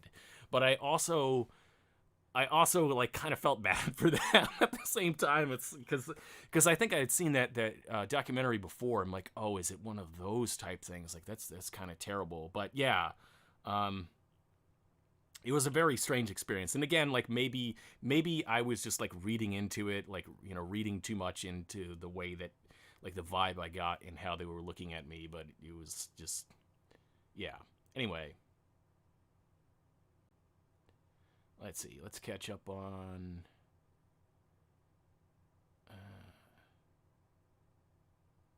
seemingly meaningless society.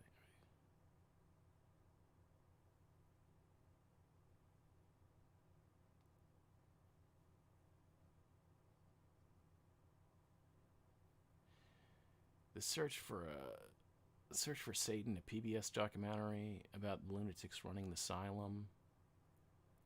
The Search for Satan, that sounds interesting. I love PBS documentaries. They usually make really good stuff.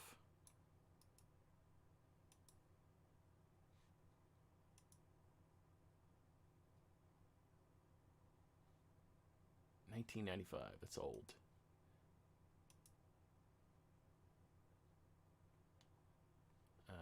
Okay. Satan's Silence.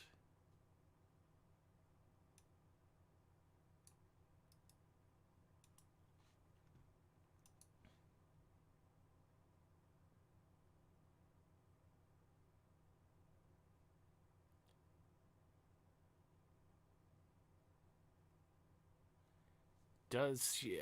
No. She lives in Alabama, actually. I'm not proud to say it, but it's kind of near there. So, because my oldest sister, she's on her. Well, she hasn't remarried, but she's gone through 2 husbands already, and the first one was Marine, and that's how she ended up in the South, because first they went to, North Carolina and then down to Florida, and then she ended up getting remarried to a guy that lived in Georgia, and then she split with him and ended up in Alabama. What a strange experience, yeah.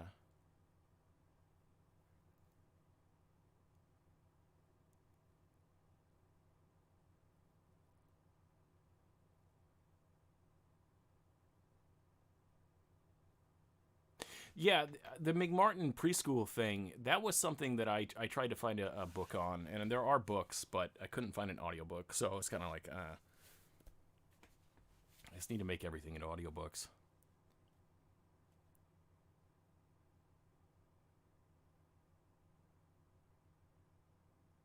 But it's always interesting because you have people who can be maybe situations like that. You have some people who can maybe be coerced into. Let me turn this camera off. Hopefully, this won't screw up the stream by turning this camera off. But there's no point in having that on.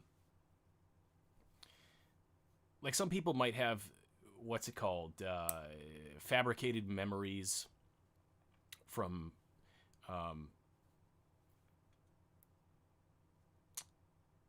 What's it called? Therapy, like hypnoregression therapy or whatever.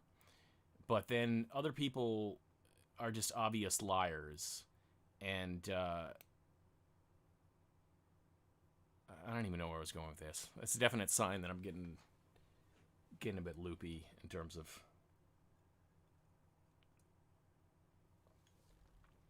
But anyway, going back to the fact that, like, you know, you can spin out these stories like the Satanic Panic based on people who are like willing to lie. That's why it's interesting now that, you know, all this attempt at trying to say, oh, there's all this election fraud. We know somebody who knows somebody who knows somebody who witnessed this election fraud, and this one lady who said, you know, this one lady who said that she saw this thing. It's like, yeah, you know, it's not as if it's difficult to find people who will just lie and pull shit out of their ass. It's like they want to say that they didn't have people in the room, they weren't allowed to have people in the room, but at the same time, they also know that voter fraud was happening. It's like, well, pick one. How do you know? If you didn't have anyone in the room, like, how do you know? Pick one here, people.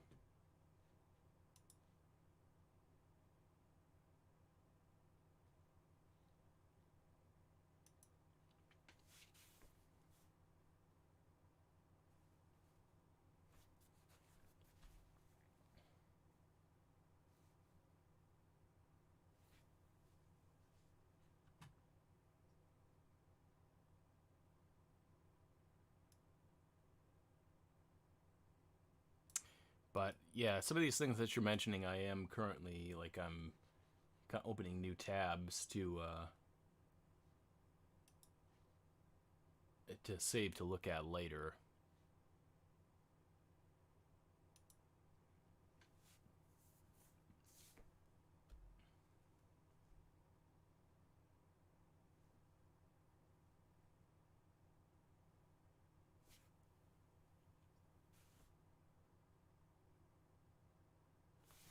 I'll be back in like 30 seconds.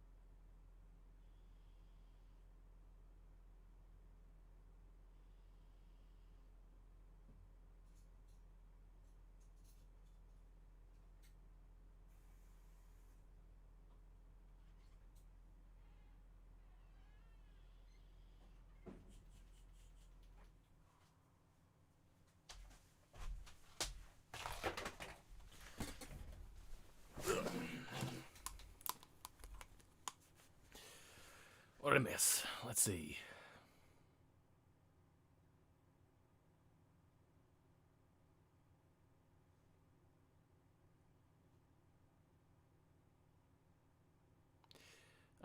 Why you like Jason Todd the most? Is that directed at me? I don't like. I think that I discovered John Todd. I just said it. I just said Jason Todd. Every time I go to say that guy's name, I say Jason Todd, don't I? I think I discovered him through the Lady Gaga video that somebody mentioned before. When I somehow stumbled on. I was looking for some sort of conspiracy thing for another video I was doing, and then I found all these videos about Lady Gaga is a member of the Illuminati, and then there was another video where this guy's like, this is John Todd, and he spoke the truth about the music industry almost 40 years ago. And it's kind of, I think that's how I got onto that, because the whole, I guess the music aspect of it kind of interests me. Because a lot of obviously Dungeons and Dragons came in for some shit during the Satanic Panic, but a lot of it was directed at music.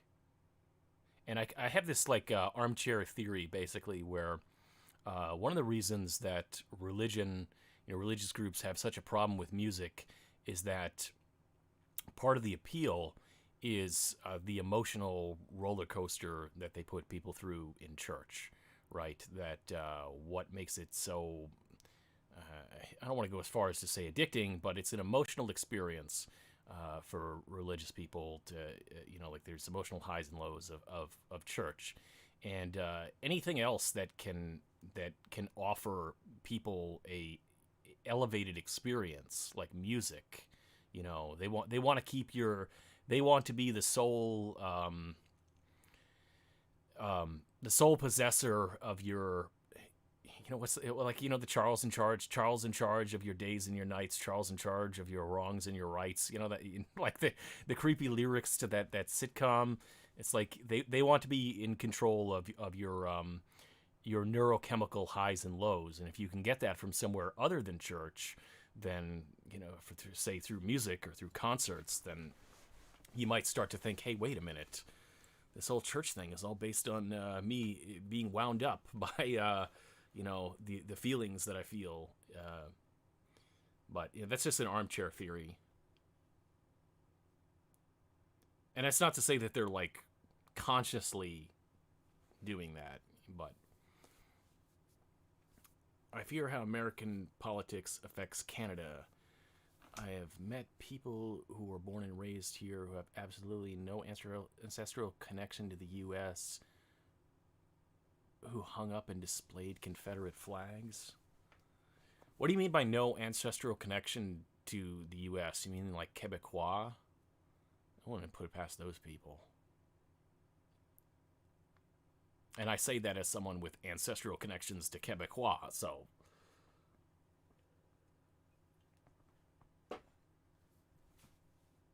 Excuse me, which way to the airport? I hope no French Canadians watch this and get pissed off at me. But seriously, get a GPS. Get one that works in the United States.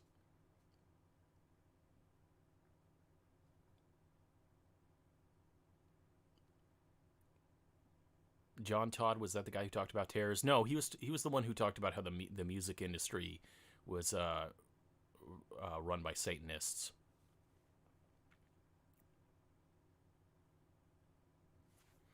Satanic Panic Podcast. I started listening to a couple episodes of a QAnon podcast where they talk about not only QAnon but related things. But yeah, if you're interested in conspiracy theories, it's definitely, it seems like at least once a decade they got to spit out a new one, because although there are countless people who I'm sure still believe 9/11 was an inside job, it's not the topic it used to be, like when I started YouTube, for example. So there's less of a, it's just like they need some new fresh thing. But then again, it also might be coalescing into one master conspiracy, a meta conspiracy.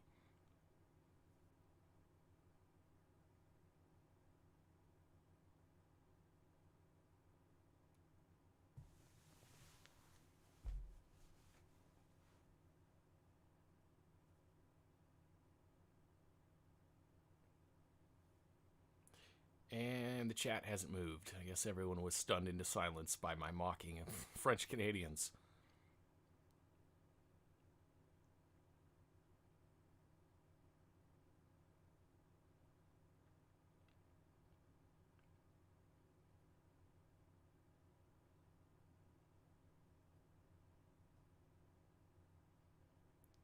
QAnon is the new 52 of the conspiracy theory metaverse. Is it the new 52 or is it Rebirth? Which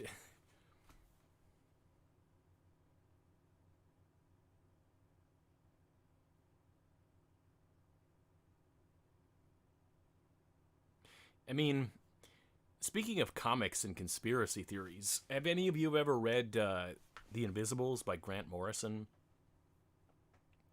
Because that deals with a lot of similar ground, but it's also, it's also done in a way where it's supposed to be fantastical.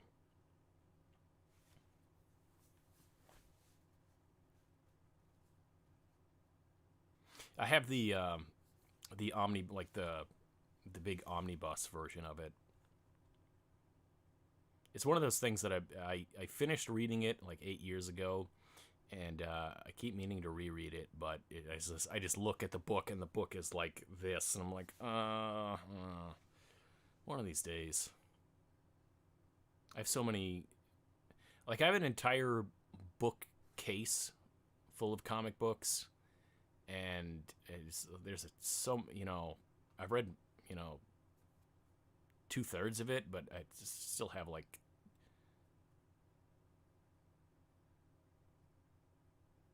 I still have so many comic books left to read that I already own before I even think about rereading something that I've already completed.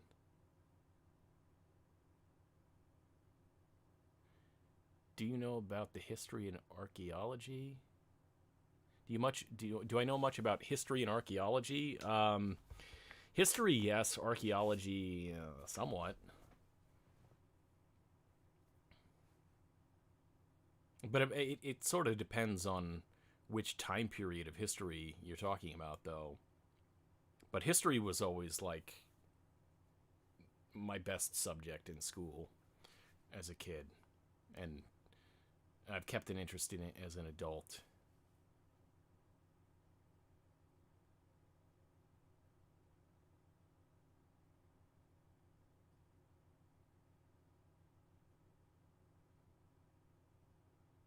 I've never actually sat down and watched all of They Live.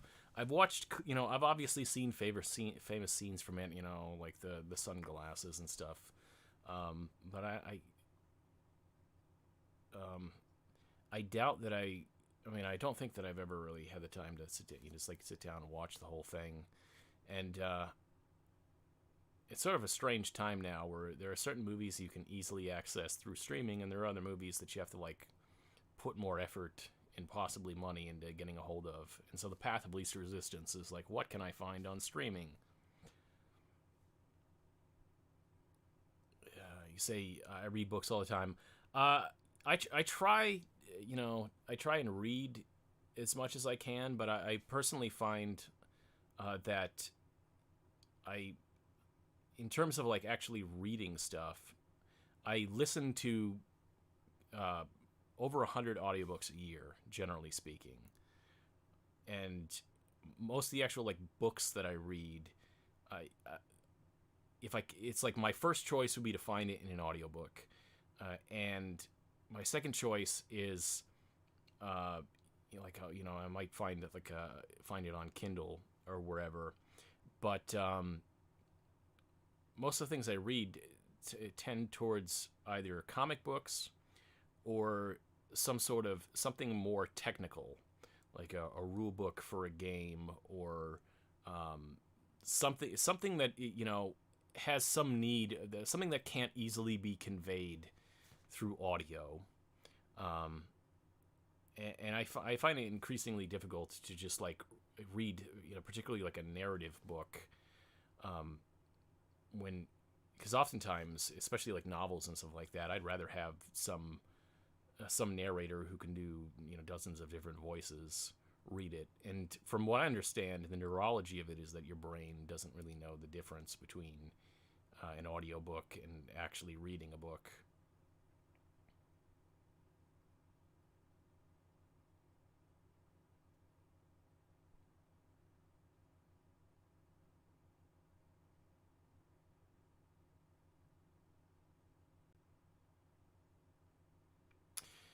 All right, good night. Okay, I think They Live could be seen as seeing the truth about corporations and elites, etc., but it also could be seen as a point of view of a radicalized person falling into conspiracy theories. Yeah, I mean,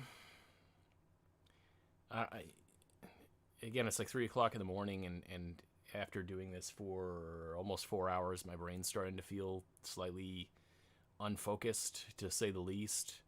But I definitely feel like this phrase that you said, seeing the truth about corporations and the elites. I kind of feel like maybe part of human nature is that we're always trying to get one over on each other, to control one another. At some point, thousands of years ago, some asshole's like, hey, guess what? I am a god. And so you are going to work your asses off and give all your produce and the things that you, like the fruits of your labor, to me, your god emperor. And there were people who were like, okay, sure. And there are other people who were like, I don't think so. And then the god emperor is like, well, meet my soldiers with swords. And they're like, all right, I guess we have to give over our stuff. And, flash forward to today, okay, corporations are controlling you or whatever, but this is the human condition. We exploit each other. Like, we're violent. We exploit each other. We have these hierarchical systems, and they're not easily wished away. And you can't just like, oh, now I've taken the blue pill. I've taken, I've seen the truth, and now all this will vanish in, vanish in the light of the truth. Like, no, not so fast. But I don't know if what I'm saying is connecting completely. But like I said, I think I'm going to wrap up here in like the next 10 minutes.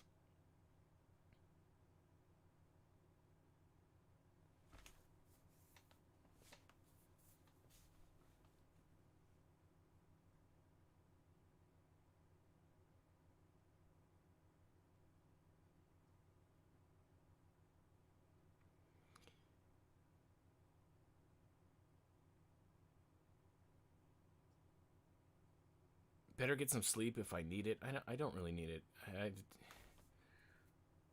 I kind of went to sleep. I kind of went to bed around this time yesterday.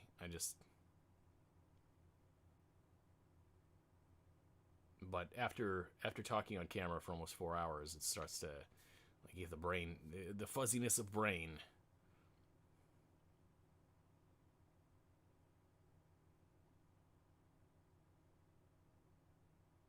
Looking forward to more of these streams, though. Yeah, I'm kind of not sure how I felt about the whole, the first hour and a half or so, or 2 hours, I was painting the mini, and it kind of worked out, but I also kind of found it somewhat distracting.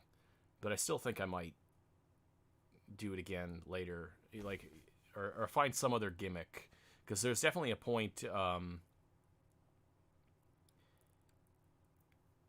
There's definitely a point where it's kind of hard to just keep the stream going, especially if there's kind of a lull. So it kind of gives me something to talk about or something to do.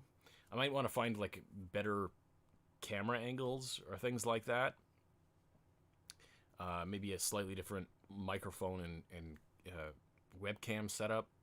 Experiment with it. But I do plan on doing more streams. And for any of you who haven't already weren't around to hear this, I do have a Twitch channel. Let me see. Let me just pull up a link to it now. I'm thinking that on Friday, sometime Friday, definitely not this late, like much earlier in the day, maybe around 5 o'clock or so, of doing a stream of Friday the 13th, the video game, because obviously it'll be Friday the 13th on Friday. Also, I still want to finish streaming Mass Effect 2.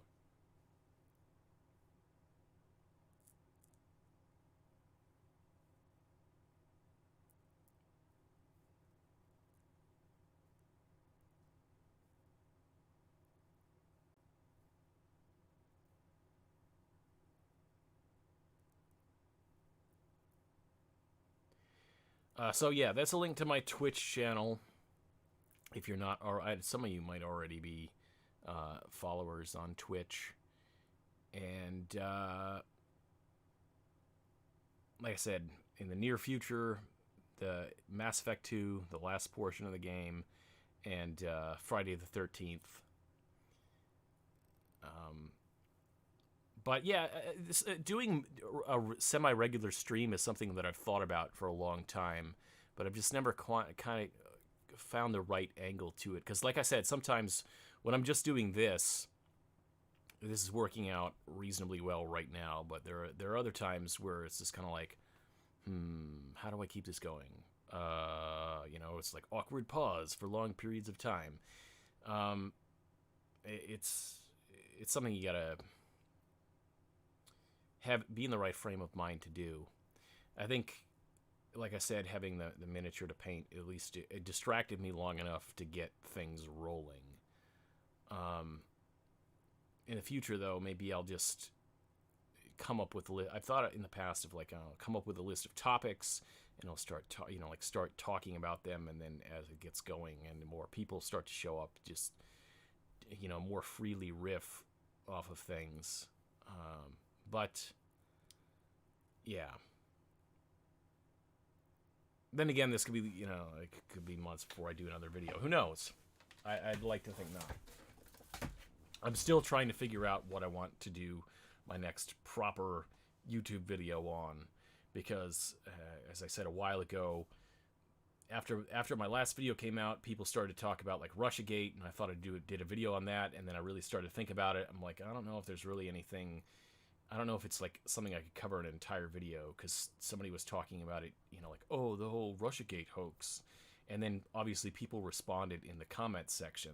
So it's like, is it worth like stooping to the point of making an actual video to talk about some of these things? Because I have a couple novel thoughts, and then I was going to talk about maybe we should be more ecumenical with Trump supporters and try and bridge the divide, but that was in the immediate aftermath, and now I'm just kind of like, I don't know if I want to. It's going to take some time to think about what I want to say about particular things.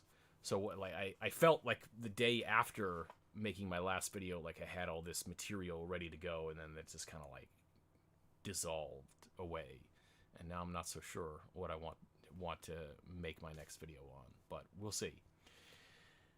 At any rate, currently have 10 viewers, not too bad. But yeah, I think it's time to end this.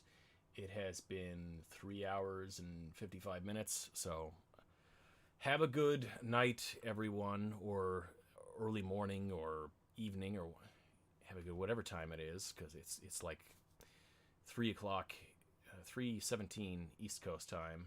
So